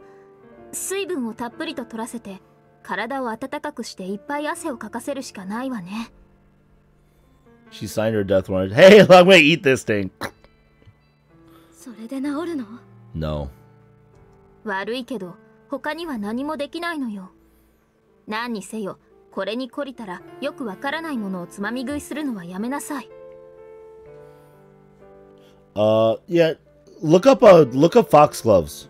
Guys, look it up. Under these starvation conditions, it was inevitable that our immune systems would grow weak. Recently, drinking water raw had become common practice, as no one wanted to waste time boiling it when they could be searching for food. And when foraging in the forest, many would pop even totally unfamiliar plants into their mouth if they looked vaguely edible. By now, diseases were so mild that a normal person probably wouldn't even notice them were potentially life-threatening to us. That was how weak we'd grown. As we slowly carried Komori's quivering body into her tent, we could only grind our teeth at our powerlessness. Kazami, ちょっといいかな? Hey, it's Sakuma. We just left Komori to rest when Sakuma-senpai called out to us.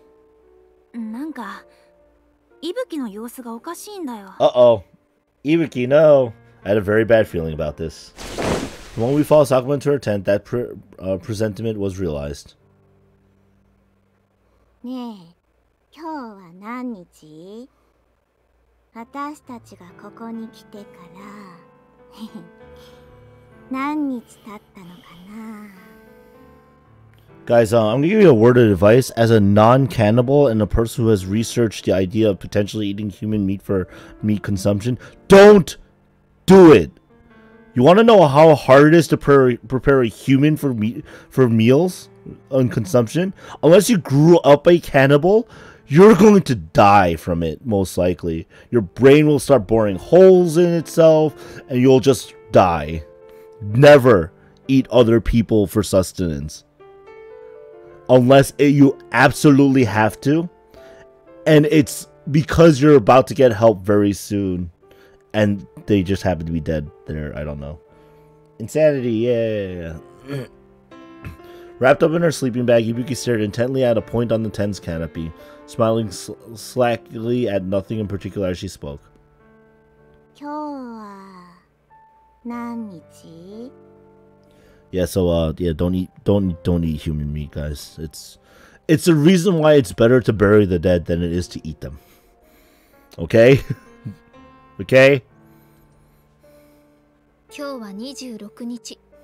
ここに来て13日目よ。 Get the punishment stick. Uh-oh. そう。早く帰りたいな。 Nah. Poor Ibuki, man. Even as she answered, Ibuki's eyes never turned toward us. Tone of her voice is vague, unfocused, almost like a sleepwalker conversing with her dream. ちょっと出ようか。 As directed, we moved to leave the tent, but Ibuki immediately piped up. ねえ、どこ行くの？私も行く。すぐ戻ってくるよ。おとなしく寝てな。今日は何日？26日だよ。そう。早く帰りたいな。 Oh my god, it's literally like symptoms of Alzheimer's due to the memory loss from the malnutrition. 参ったよ。今朝からずっとあの調子なんだ。いつもならすぐに元に戻るのに、今日はもうずっとあんな感じだ。 Sakuma was like, how could I, like, save my... 元に戻らなかったら、私どうすればいい? Sakuma was like, how did I save my cute little kohai? どうすることもできません。ここには薬もなければ自己回復力を上げるだけの需要もないんです。このまま腐るに任せるしかないのか。見ていることしかできないのか。 That's basically what's happened to Sakuma. 申し訳ありません。君が悪いんじゃないさ。無理を言っているのは私だ。すまなかったね。 So let's see. Komori's having problems. Ibuki has been having problems, and now it's finally showing. Yeah. Oh, and for everyone who thinks that meat is the answer, while I do agree that meat is the answer, meat doesn't get all your nutrition and nutrients back. So, like, there's a difference between filling your belly and actually eating. You can fill your belly with stuff, but you need to eat. Sakuma Senpai's powerless attempt at a smile conveyed only resignation and defeat, made all the more pitiful by her swollen face. It wasn't the flush swelling of a fever. Her face was drained of all color, ghastly pale cheeks visibly rough and dry. She was blinking constantly throughout our conversation. It may have been difficult merely to keep her eyes open behind those bloated cheeks. Sakuma-sanも栄養失調が顔に出ています。気をつけてください。They're gonna be in La La Land together. It's gonna be sad.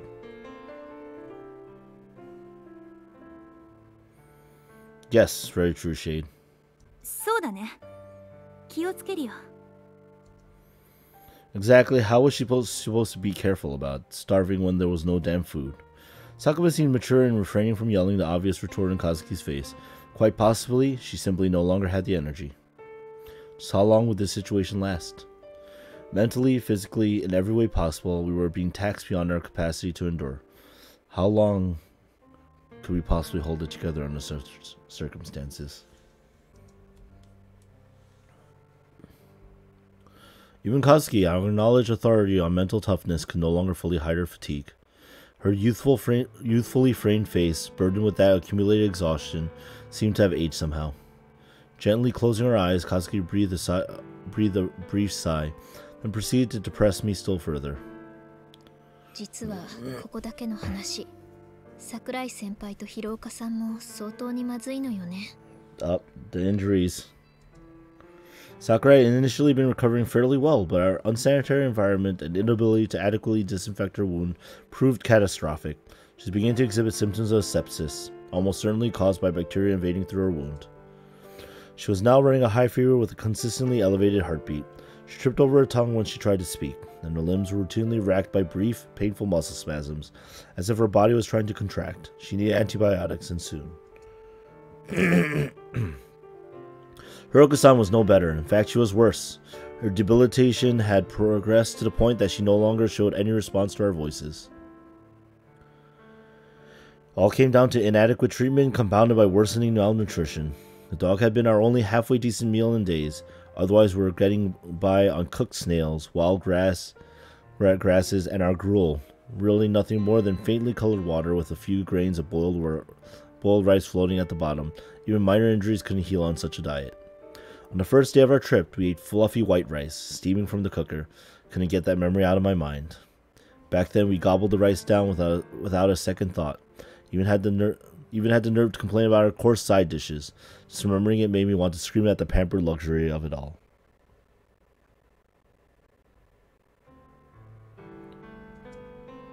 We're so starved for sugar that tea made from the skins of onions almost tasted sweet to our tongues. But then again, our initial yearning for sweets only lasted for the first carefree week or so. At some point, we begun to crave salt, far more than sugar. But now we've been reduced to licking the rust that formed on the wrecked frame of our bus after the days of rain.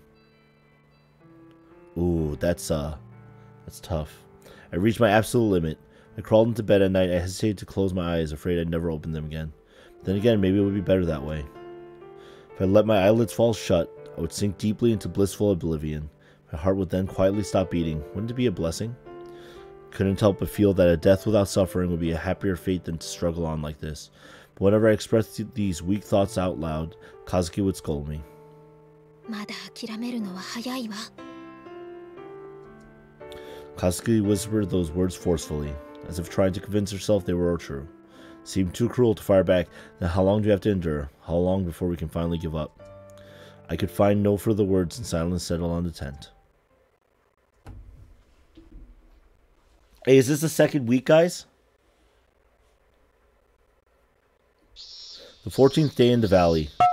When morning came, Kazuki struck the bottom of the pan at our normal wake-up time, but there were no signs of activity from within the tents.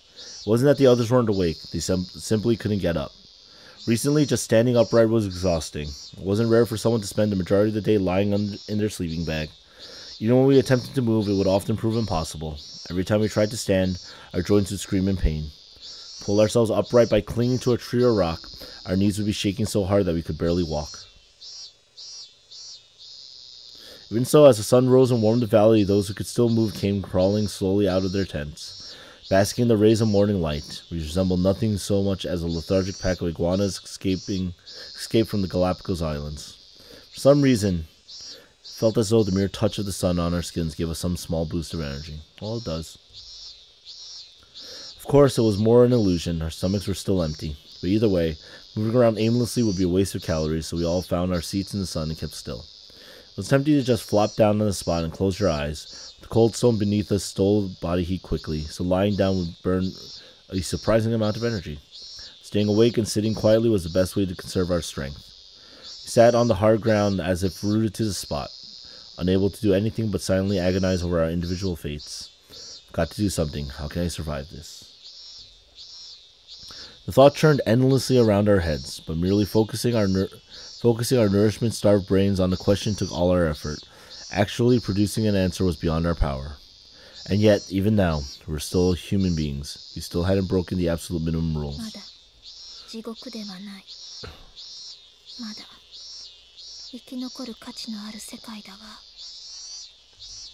At my side, Katsuki murmured those words to herself slowly and deliberately, as if confirming that she was still firmly conscious, still able to speak.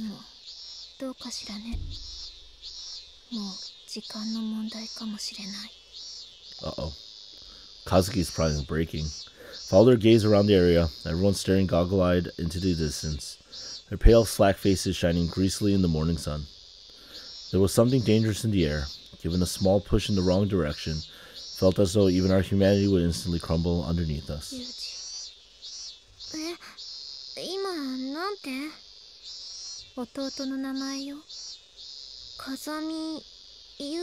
Oh snap, guys, Yuji.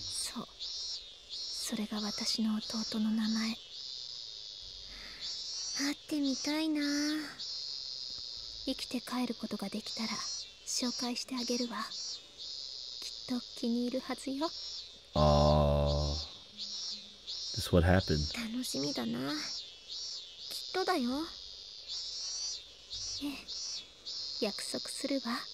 Oh no. That afternoon, Mr. Ochi returned from his escape attempt to rejoin us on our gradual passive slide toward death. He was completely emaciated. His sunken eyes were as dark and hollow as those of a wild animal. More than lamenting his failure, the group was overjoyed at his return. I see, he failed. We're back to the drawing board yet again. That was a heavy, if somewhat abstract, disappointment. Even so, the return of our only adult male was no small relief. Wow! And he looks the most depressed out of all of them. He's like, Mother! God damn! I tried so hard. Not to say that our teacher's presence caused any dramatic change in the situation. As always, we were desperately short of food. If anything, practically speaking, Mr. Ochi's return translated to nothing more than another mouth to feed, worsening our already meager daily rations. That evening, having entered a large tent to check up on the wounded, I noticed that Hiroka-san had quietly stopped breathing. 2 weeks after Shikanai Ozawa and Okabe's deaths, we had our fourth casualty. Or fourth human casualty, specifically. Hiroka had died lying in the sleeping bag in which she spent the last 14 days of her life, her eyes and mouth half open. It was a gruesome sight, but there wasn't any real agitation among us. We'd all been prepared for this, even expecting it. I was no exception. Rather than grieving the death of my friend, I gazed down at her corpse in a stupor. A single thought was swirling relentlessly through my dull mind. When a living thing dies, it becomes food. Kazuki had said that was only natural. So, does that go for her too? I wasn't the only one suspecting as much. Without a doubt, the others were thinking the exact same thing. At some point, all eyes had turned toward our teacher. Mr. Ochi said only, "I'll dig the grave," quietly bringing his hands together in front of Hiroka-san's corpse. What had I been thinking? Of course we're burying her. A human being eating another human being. It's unforgivable, no matter what. Oh yeah, sure, no problem, Shade. I'll send it. It must have been. It's a team tournament though, so you know if you do show up and you want to participate in the tournament, you'll probably have to like find a team, which I'm sure you can do. But there's also side events and stuff, of course. Let's see, human being. We must have been going a little soft in the head. Right, our friend had died. We were upset. We lost our heads from shock. That was all. Shoulders sagged to learn our stomachs would go unfilled, but all the same, we heaved sighs of relief. Without a single word of objection, we silently watched Mr. Ochi walk down into the forest to bury Hiroka's remains. I'm vile. I'm a vile, disgusting excuse for a human being. Shame welled up so suddenly and so heavily inside me that I couldn't contain my tears. I learned myself shaking down onto the hard ground and broke into wretched, violent sobs. Next day.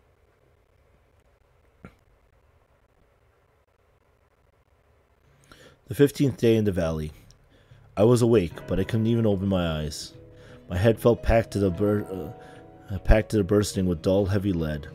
Every inch of my body was painfully cold and exhausted, to the point that even breathing was difficult. There wasn't a drop of saliva in my mouth, and the back of my throat burned bitterly. Couldn't even speak. This morning, Kazuki seemed to be in a similar shape. When I finally managed to force my eyelids up just a sliver, I could vaguely see her lying perfectly still on the other side of the tent, curled up like a cat. I always admired her strength, wondered how she trained that tiny body to be so unbelievably tenacious, seeing that even her amazing endurance was reaching its limits. No, she'd probably long since passed those limits. If Kazuki were to collapse, we would have lost a large source of hope. Without her, some of us might have long since given up, stopped even trying to survive. Kazuki had probably been pushing herself unreasonably for our sake, forcing herself to appear energetic and powerful. She looks so very small right now. I earnestly croaked out her name. There was no response.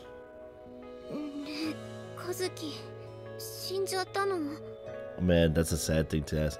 My arm had grown painfully thin, but it still felt heavy. As he reached out toward my friend's back. She was still warm, and I could feel her back rising and falling ever so slightly with her breathing. She was still alive.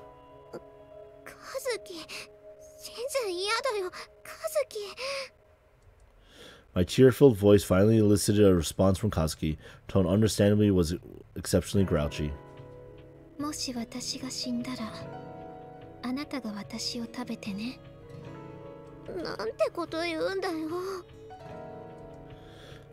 Kazuki's words abruptly brought back the memories of Hiroka-san's death, and my breath caught in my throat.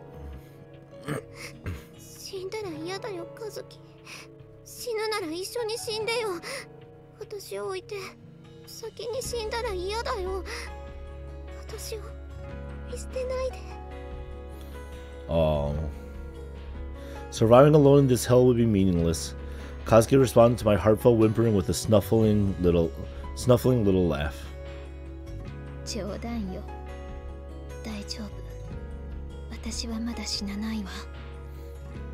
Kazuki seems like the type of person who knows exactly where her final straw is and how it's gonna break, which is a very good skill to have. Not gonna lie, to know like what your final breaking point of yourself is.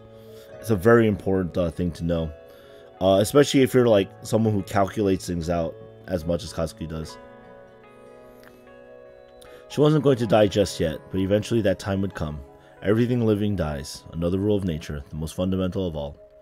That inevitable end was no longer an abstract, distant concept for us.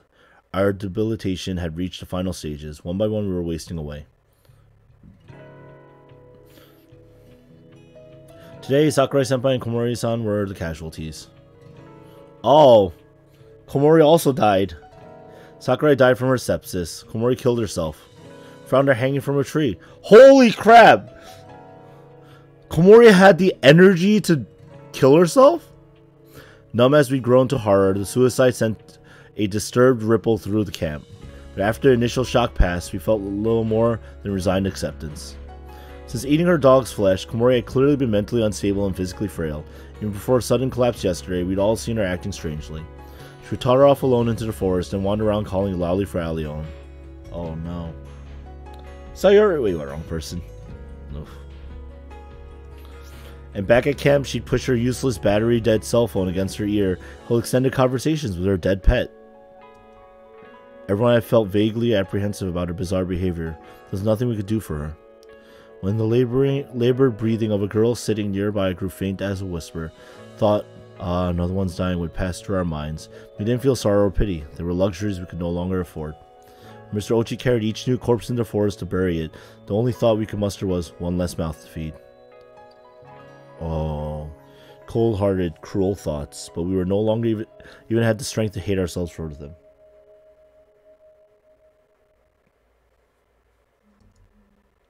The terror watching her friends die one after another. The terror that you might be next. The escalating terror of our reality overwhelmed us, and some began to escape from it entirely. Drunk on adrenaline, our brains secreted to numb the agonizing fear. Our thoughts lurched in bizarre, irrational directions. I don't want to die. If somebody dies in my place, maybe I'll survive. Without any logic or evidence, many had begun to believe something of the sort. That inside this ravine, one life could somehow be traded for another. Someone else dies, I'll live. In this claustrophobic little world where nothing enters or leaves, the total amount of well-being must be fixed. Depriving another of their happiness is the only path to survival. That was the new dogma of the dying.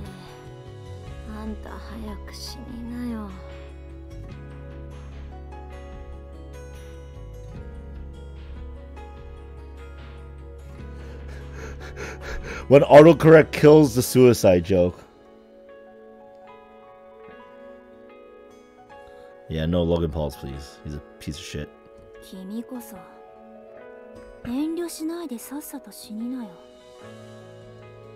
That day, the only ones with enough energy to do more than sit limply on the ground cursing were Mr. Ochi and the captain.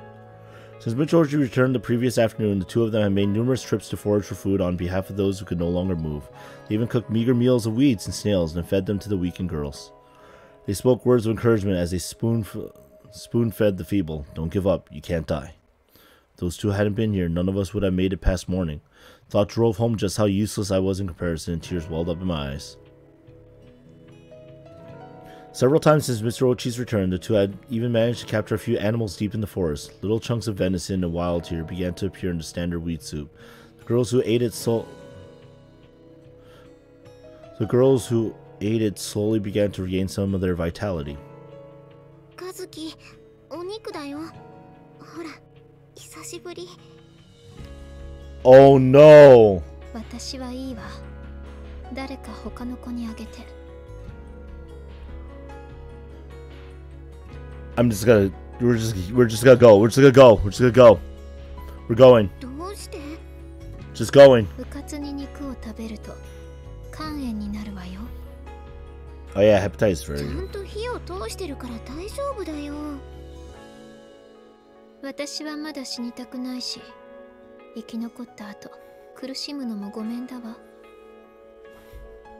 By now, Captain Sakashita and Mr. Ochi were gathering the majority of the group's food.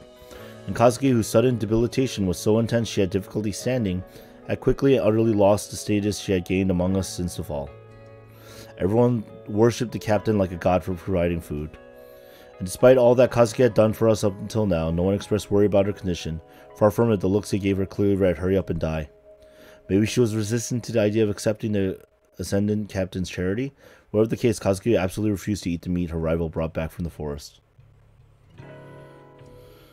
Idiotic pride for someone at death's door. But as irritated as I was, I couldn't betray or disobey Kazuki. I bitterly gave up our share of the meat, offering it to those who were even worse off. That night I would come to understand that I had made the correct choice in doing so. Well before dawn, I woke up to the rustling sound of someone moving around the tent, sluggishly forcing open my heavy eyelids, straining to see what was going on. Amane, okinasai.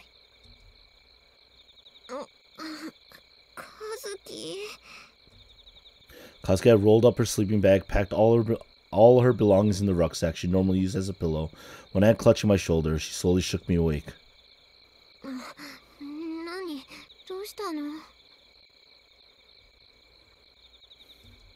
Still half asleep, I spoke more loudly than I had intended. Kazuki quickly drew her forefinger to her mouth and whispered, "Shh."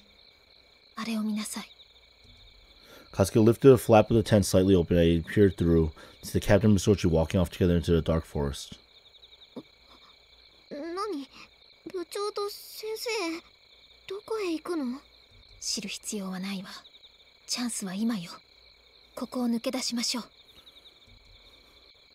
抜け出すってどういう。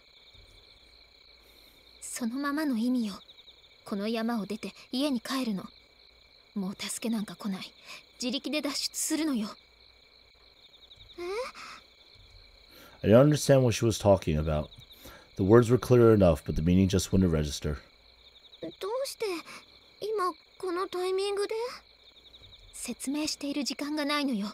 できるだけ急いで支度を済ませて誰にも気づかれないように。他のみんなは。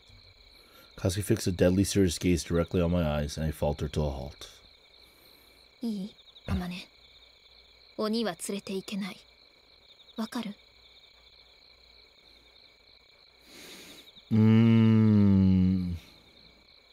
Get the censor image ready? Uh-oh. You're gonna say it's that bad? わからないよ、和樹。鬼ってどういう意味？知りたいのなら後で教えてあげる。いいから今は急ぎなさい。わかった。To be honest, I didn't have the first idea about what was going on. But Katsuki was never wrong. If Katsuki told me to leave, I would leave. That simple faith was guiding me now. Stuffed my possessions into the rucksack as quickly as I could in the dim tent. Barely waiting for me to finish, Katsuki impatiently grabbed my hand and pulled me along quickly and quietly, leading me out of the camp. 和樹、どこへ行くの？静かについていらっしゃい。今全部見せてあげる。Oh no. 見せる？いい。決して大きな声を出してはダメよ。わかった？うん。 Just what was she planning to show me? Clueless but obedient, I passively followed Katsuki down the valley and into the forest. We were retracing the steps of Musochi and Captain Sakashita. For some reason, that realization filled me with dread. Some instinct was whispering faintly, don't go any further. Don't take another step. Some truths are best left unseen. My skin tingled as though all the pores of my body had suddenly opened wide. At every step, my heartbeat grew louder in my ears. Cold, sticky sweat settled unpleasantly in my armpits.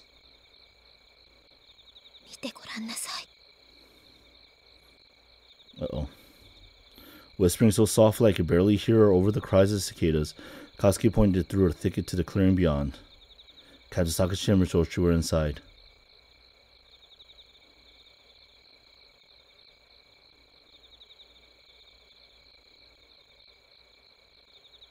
Oh no. Oh.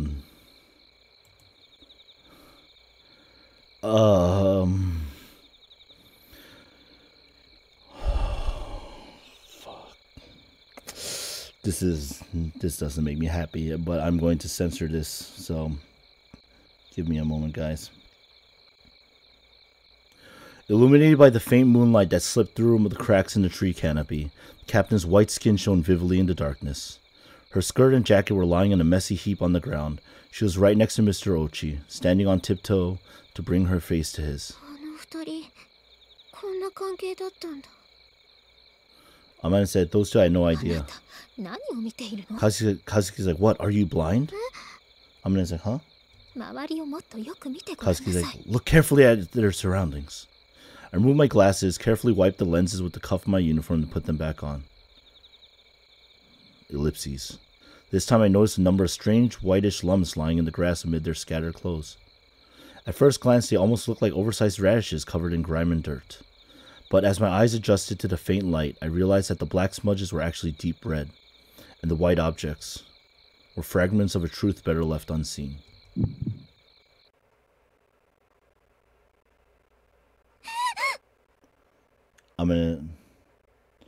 Amane squeaked. I couldn't contain my shriek, and before I had time to regret that mistake, tears were pouring out of my eyes, bile was rising in my throat, and I was stumbling backwards, falling to the ground. Mr. Ochi's like, who's there? My shoulders quivered at the vicious shout, but I simply couldn't stand. My legs had turned to rubber. My eyes were fixed on the scene before me, the face of Mr. Ochi glaring in our direction with eyes like a demon's. Kato Sakashisa's lips stained a horrible shade of red. When I looked down, seeking escape from the awful sight, I noticed a silver bracelet in the grass nearby. It was shining in the moonlight, so even with my poor vision, it wasn't hard to make out the name written on its plate. Allione. That was Akun's color.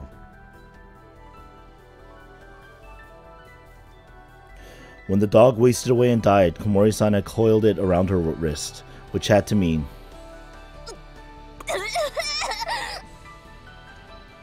A burning tide of gastric juices surged up my throat. As I noisily vomited onto the ground, Katsuki grabbed me by the shoulder. The flat, we're going to run now. She forcibly dragged me to my feet. Disoriented, the taste of acid thick in my mouth, I let Katsuki pull me into a run. From behind I heard the captain's snarling voice. Captain's like, we were seen? The voice that had always encouraged me during practice, firm but kind. Good hustle out there. The voice that offered us all the reassurance that she distributed the food. Don't give up. Captain Sakashisa's voice was now. Captain's like, catch them. Don't let them get away. Kill them. The voice of a ghoul. This couldn't be. This had to be a dream. Why wasn't I waking up? This absolutely couldn't be real.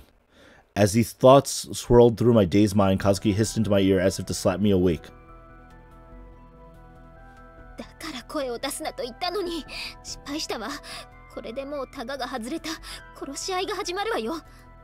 Just so you guys know, I think we passed the scene for now.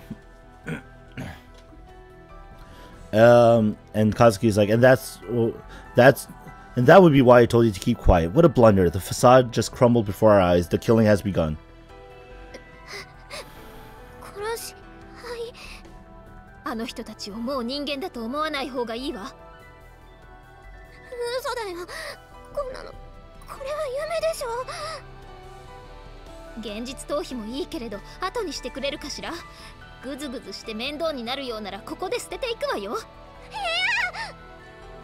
I clung tightly to Kazuki like a little girl terrified of being left behind by her mother. There was nothing to do but run. If I were to succumb to the pull of madness and fall to the ground, my life would end. For now, I could only clutch Kazuki's hand and run, into the dark heart of the forest, where the light of the stars couldn't betray us. Suddenly, Kazuki raised her hand and barked a command. As it came to a halt, something moved slightly in the corner of my eye. Black shadows slowly emerged as if oozing out of the darkness ahead. Yeah. Sakuma.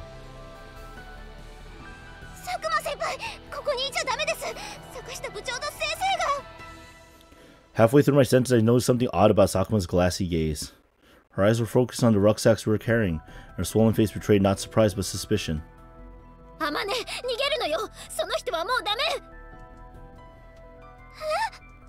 Sakuma furrowed her brow at Katsuki's words. Oh. She knew? Sakuma, senpai?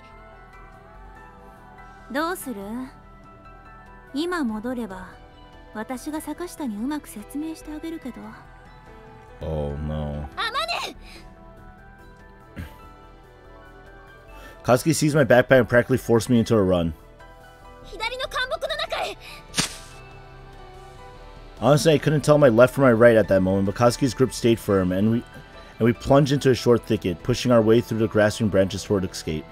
Sakuma didn't pursue us. Instead, she spoke a few words. Her voice was like a whisper, somehow it found its way all too clearly to my ears.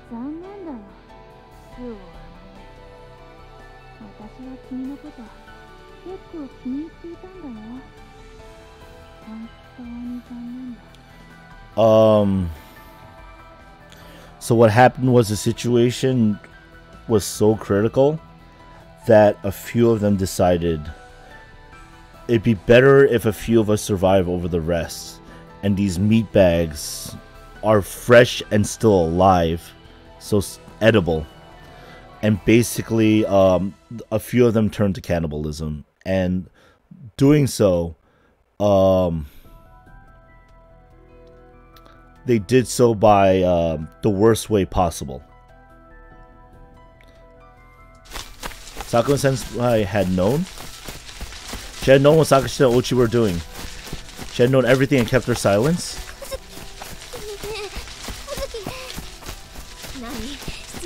にしてちょうだい。今は急いで。僕も正解をしていたの？和樹も気がついていたの？知らなかったの私だけ？なんで教えてくれなかったの？知ったところで誰にも止められない。こうなるのは必然だったのよ。いいやまね、ここにいるのはもう人間じゃない、動物よ。 But we're humans. In order for people to live as human beings, 3 basic rules need to be respected. Don't steal, don't destroy, don't kill. When even one collapses, when breaking it becomes natural, it's only a matter of time until the other 2 give way. And when it comes to that, no one can stop the downhill slide. When people fall below the absolute minimum standard of humanity, they revert to a simpler, more primitive set of rules.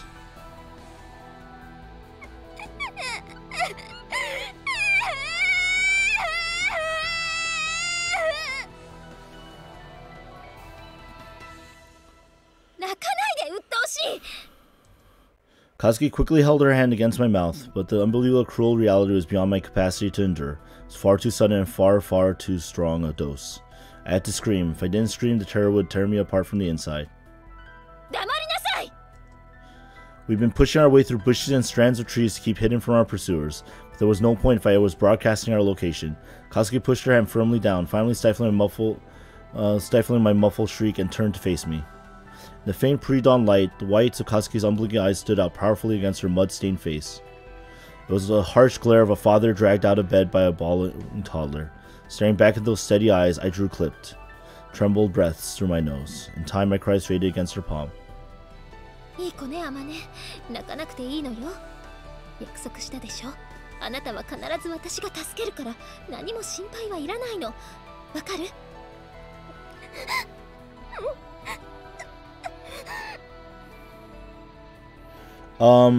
Once the root's done, Vanitas.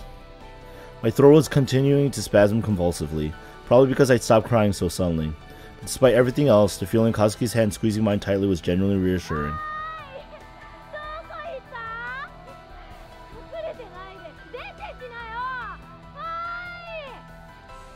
Kaneda's voice rang out in the darkness.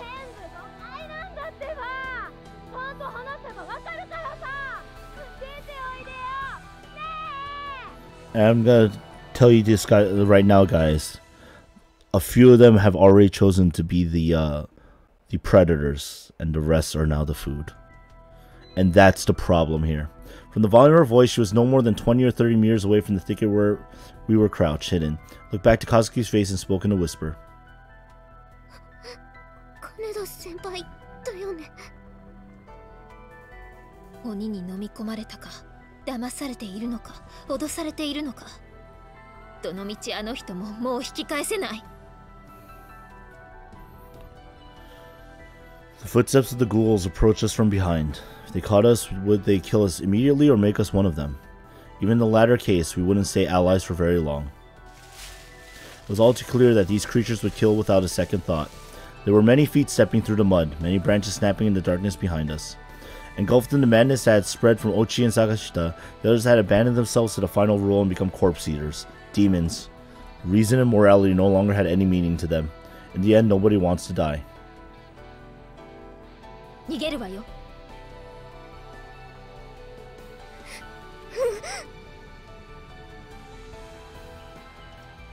We fought our way through the soft, slushy mulch of decayed leaves, desperately climbing the slope before us.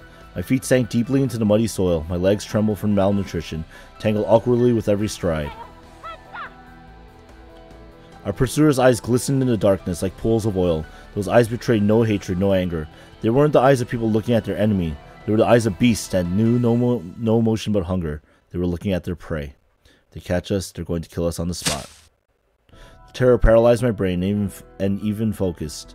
The slope would have been difficult to climb. My leg caught in a muddy patch of leaves and I tumbled down onto the ground. Amane, 立って、お願いだから。もういいよ、カズキ。一人で逃げて。私はもう無理。怖くて動けない。My hands shaked pathetically. I lowered my rucksack to the ground, and took out a kitchen knife carefully wrapped in newspaper. They'd probably swarm around my corpse when they found me. That distraction would at least enable Kazuki to escape. I wrapped the stainless steel knife from the newspaper with trembling hands. Beside the shining blade, my mind froze with dread. I stabbed my neck with this. Will I die instantly? I bet it's going to hurt. Oh god, I don't want it to hurt. But as my hands continued to relentless, terrified trembling, Kazuki knelt down beside me and gently wrapped them in her own.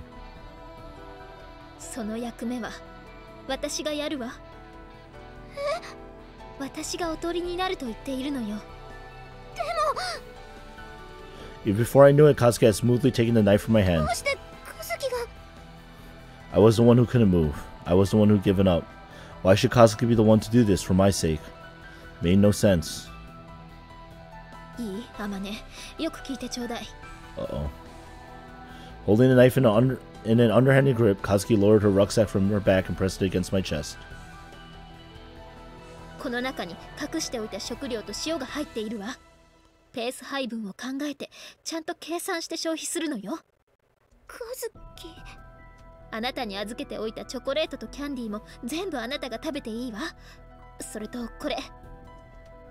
Kazuki reached in the pocket of her skirt and took out a few sheets of paper from a memo pad.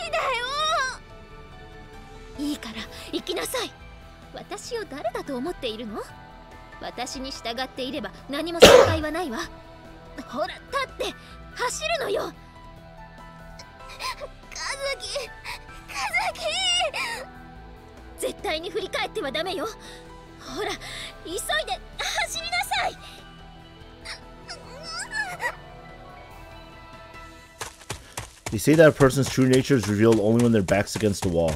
I abandoned Kazuki to save my own skin. Leaving her as a decoy, leaving her to be eaten.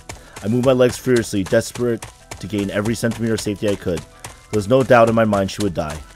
Kazuki would be the sacrifice, and one cowardly, worthless girl would survive a little longer. I was overflowing with guilt. Bitter tears of shame rolled endlessly down my face. Even if I got away, even if I returned alive, this unbearable self-loathing would crush me under its weight. With every step I took, that conviction grew stronger. My legs were leaden underneath me.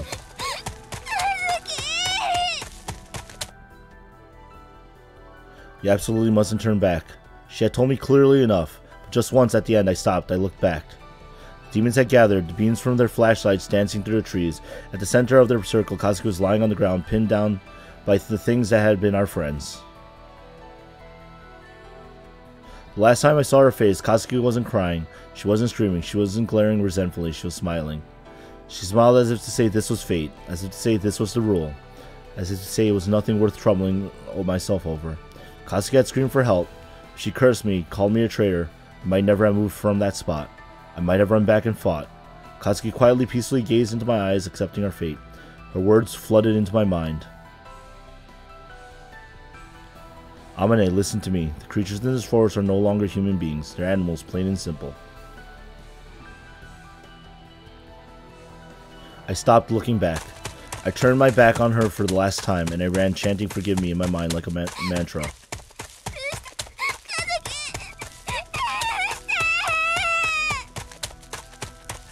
As the sky grew light with the dawn, I ran desperately, not knowing where my feet were carrying me. I simply fled, pushing through the forest in a frenzy, as if to escape my own terror and guilt.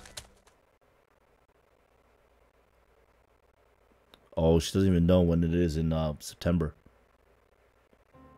How many days had passed since then? I didn't exactly have the leisure time or composure to write a daily entry in my diary, but I think it had been 5 nights. 5 nights spent relentlessly, mindlessly marching forward through the jungle. Following the instructions Kazuki had written in her note, I walked only by darkness, in order to hide my movements from the ghouls. When the sun rose, I hid myself in bushes and tried to sleep. This lasted a few hours at most, and when I woke from those brief periods of rest, the first order of business was always to peel off the leeches that covered my body, then throw the fat bloodsuckers into my mouth, crush them with my teeth, and force them down my throat. Kazuki's rucksack contained a small hoard of various snacks and sweets, her secret treasure. Just as I had thought, she'd stolen the food from Ozawa's belongings on the very first day, then carefully stashed it away. Since escaping, I hadn't touched those precious snacks, not even once. If Kazuki were to somehow escape her captors and catch up with me, I intended to give it all back to her. There was real food just inside that bag. Temptation was overwhelmingly powerful. But if I were to yield to my hunger and greedily devour Kazuki's treasure, I'd be admitting I was fundamentally no different from the ravenous ghouls. I couldn't bring myself to do it. When the forest was dry enough to light a fire, I boiled fern sprouts and chrysanthemums for my meals. My starvation and exhaustion were now complemented by constant terror of the demons that were no doubt pursuing me. My hair had begun to fall out in bunches. I too had been pushed well beyond my limit, and I was about ready to break. Even so, Kazuki had saved my life, and I couldn't allow that to become meaningless. Couldn't just give up. During the daylight hours, I simply laid still, hidden in the bushes, unable to sleep but preserving my energy as best I could. When the day grew dark, I would crawl cautiously out of the undergrowth and begin the astronomical observation described in Kazuki's notes. The lush canopy of trees above hid much of the sky, rendering it difficult to determine the location of the stars, and as in any forest, the orienting line of the horizon was unclear. I might well have been able to get a better view by climbing one of the taller trees, but I no longer had the strength to do any such thing. Just how far had I walked? Walking meant pushing my way through lush weeds and wild grasses, struggling through thick bushes that obstructed my path. The distance I moved in any given day didn't amount to much. After one full night's work of hiking through the jungle, I turned back to see if I could get some idea of my progress, only to find that the ridge I'd been standing on last night was still visible. I feel my willpower shriveling inside me. So I could urge myself no further that day, I collapsed on the spot, hugging Kazuki's rucksack tightly to my body. Her scent had permeated the tough fabric, and when I slept, she appeared in my dreams. In those dreams, Kazuki said nothing. She stood some 20 paces ahead, silently looking over her shoulder, staring into my eyes. I screamed her name and tried to step forward, but it was frustratingly difficult to move. I shoved my way through thick weeds, my feet sinking into thick mud with every step, ignoring the branches cutting at my cheeks, but no matter how desperate I forced myself forward, Kazuki moved away at the same speed. I couldn't catch up with her, no matter how I tried. When I gave up and sagged to a halt, Kazuki stopped as well. Again, she gazed back into my eyes. What on earth are you doing all the way back there? She never spoke, but her expression conveyed the words clearly enough. Kazuki. I woke at the sound of my own sleep talking. I was no longer dreaming of food these last few days.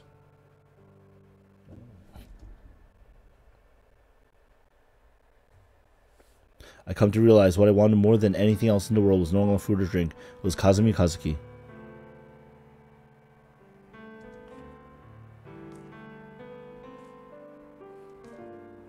Once again, I walked through the night. As I dragged my heavy legs forward, exhausted and starving, Kazuki came into view a little ways away. She strode slowly ahead through the dark forest, her back turned to me. Mate, Kazuki.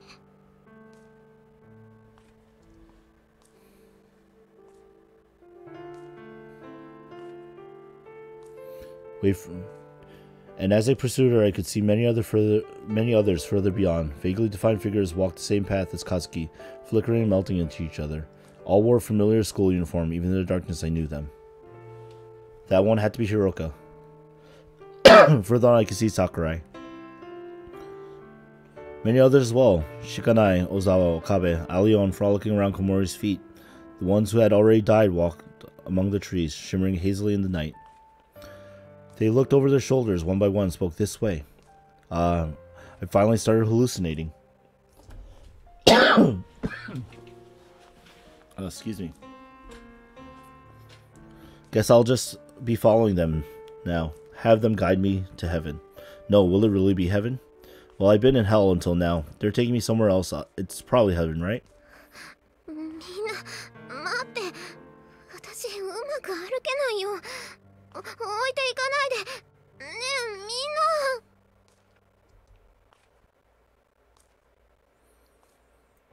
I could no longer lift my legs. The world grew cloudy before my eyes.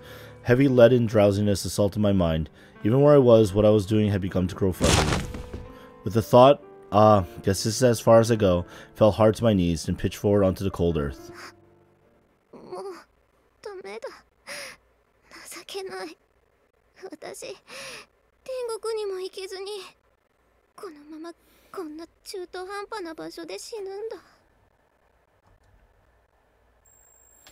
As I pressed my face into the ground, my ears began to ring. A fairly common phenomenon before passing out, something like the sound of your own baseline brainwaves. Ugh. Faint here, and the leeches are going to be all over me again, but as the thought ran vaguely through my wobbling head, I just picked up a noise clearly distinct from that high-pitched tone. What's that sound? Focused my mind on that strange noise. Inside, it sounded almost like a car running on an unpaved road, specifically the sound of tires rolling through gravel. And mixed in with that crunching white noise, there was something like the weak whining of a 3-cylinder engine. Sounds just like a mini-truck. Heaven sent somebody out to greet me? Are angels these days in the habit of picking up the dead in cute little pickups? There's a mosquito flying in my room, guys. Like flying right in front of me. I'm trying to catch it. So, if I get distracted every once in a while, don't mind. When the sound passed, the ring in my ears was gone as well. Once more I pulled my ragged body off the ground. Once more I forced myself upright, my weary legs trembling with the effort. I hadn't realized during the night, but apparently at some point I'd drawn near a road. A real honest-to-God road, a path human beings traveled. Beyond the thick row of trees, through the wet, cold dawn air of the forest, I could see the gravelly track stretched out below. This isn't a hallucination, right? Incredulous as it was, I didn't take the time to pinch my cheeks. Half sliding down the muddy slope, made my way toward the road that lay before me.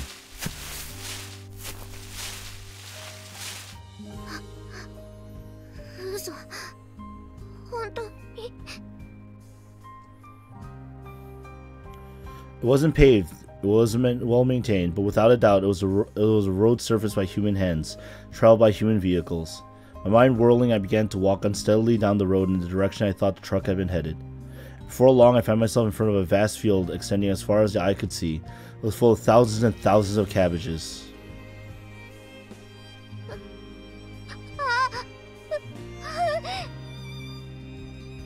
I didn't scream with joy at the sight. Without a word, I drew a few slow, shuddering breaths, then plunged into the field. Ripping the nearest cabbage from the ground, I sunk my teeth into it ferociously. In a frenzy not to bother chew, I ate.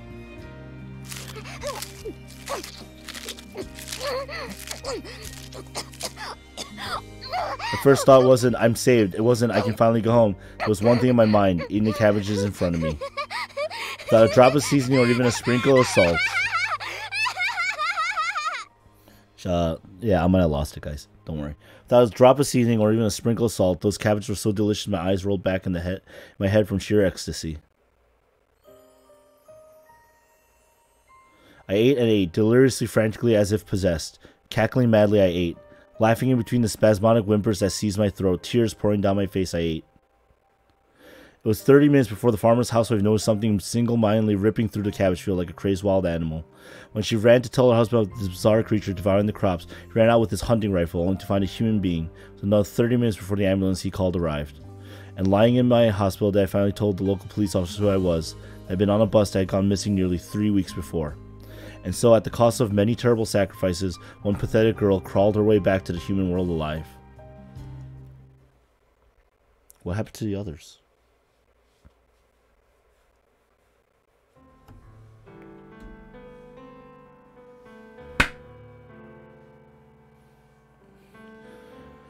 That was one hell of my cabbages! Farmer Gray was more concerned that, wait, you're a human being? Are you okay, girl? This is one hell of a story. That was one hell of a story. Holy crap. Like, I can only imagine how bad Yuji's backstory is going to be. But the fact that Amane went through 3 weeks of that and came back alive somehow. Holy crap. Oh my goodness, but we are done with the flashback. With this, we are done with this flashback, and wow, just wow, like, I'm floored. I am floored.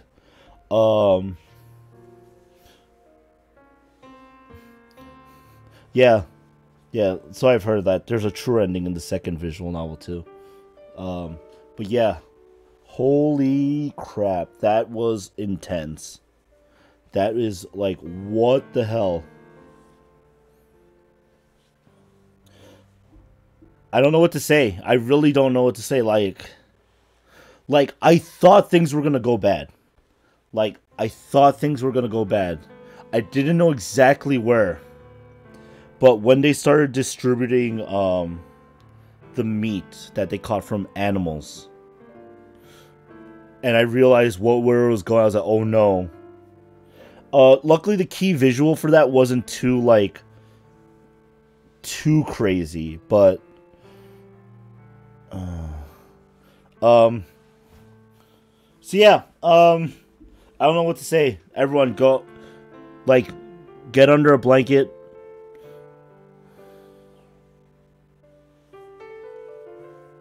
Okay. Yeah, go under a blanket, hug your plushie, and hug your plushies, and have a good night, because I'm gonna cut it off here. I know we just finished it, and we probably feel everyone probably doesn't feel too good about this one. That was pretty rough. I just hope that I hope we made it. We made it, guys. We made it. Anyway, this is animefanrk2k. Thank you very much for showing up for tonight's Monday Night Livestream. And I will see you guys when we conclude the Amane route next week, right? Oh my god! I'm looking forward to it. Well, we're probably going to go until we finish it one way or another. So, it's also Memorial Day next week, so I'll see you guys then. Peace. Thanks for watching.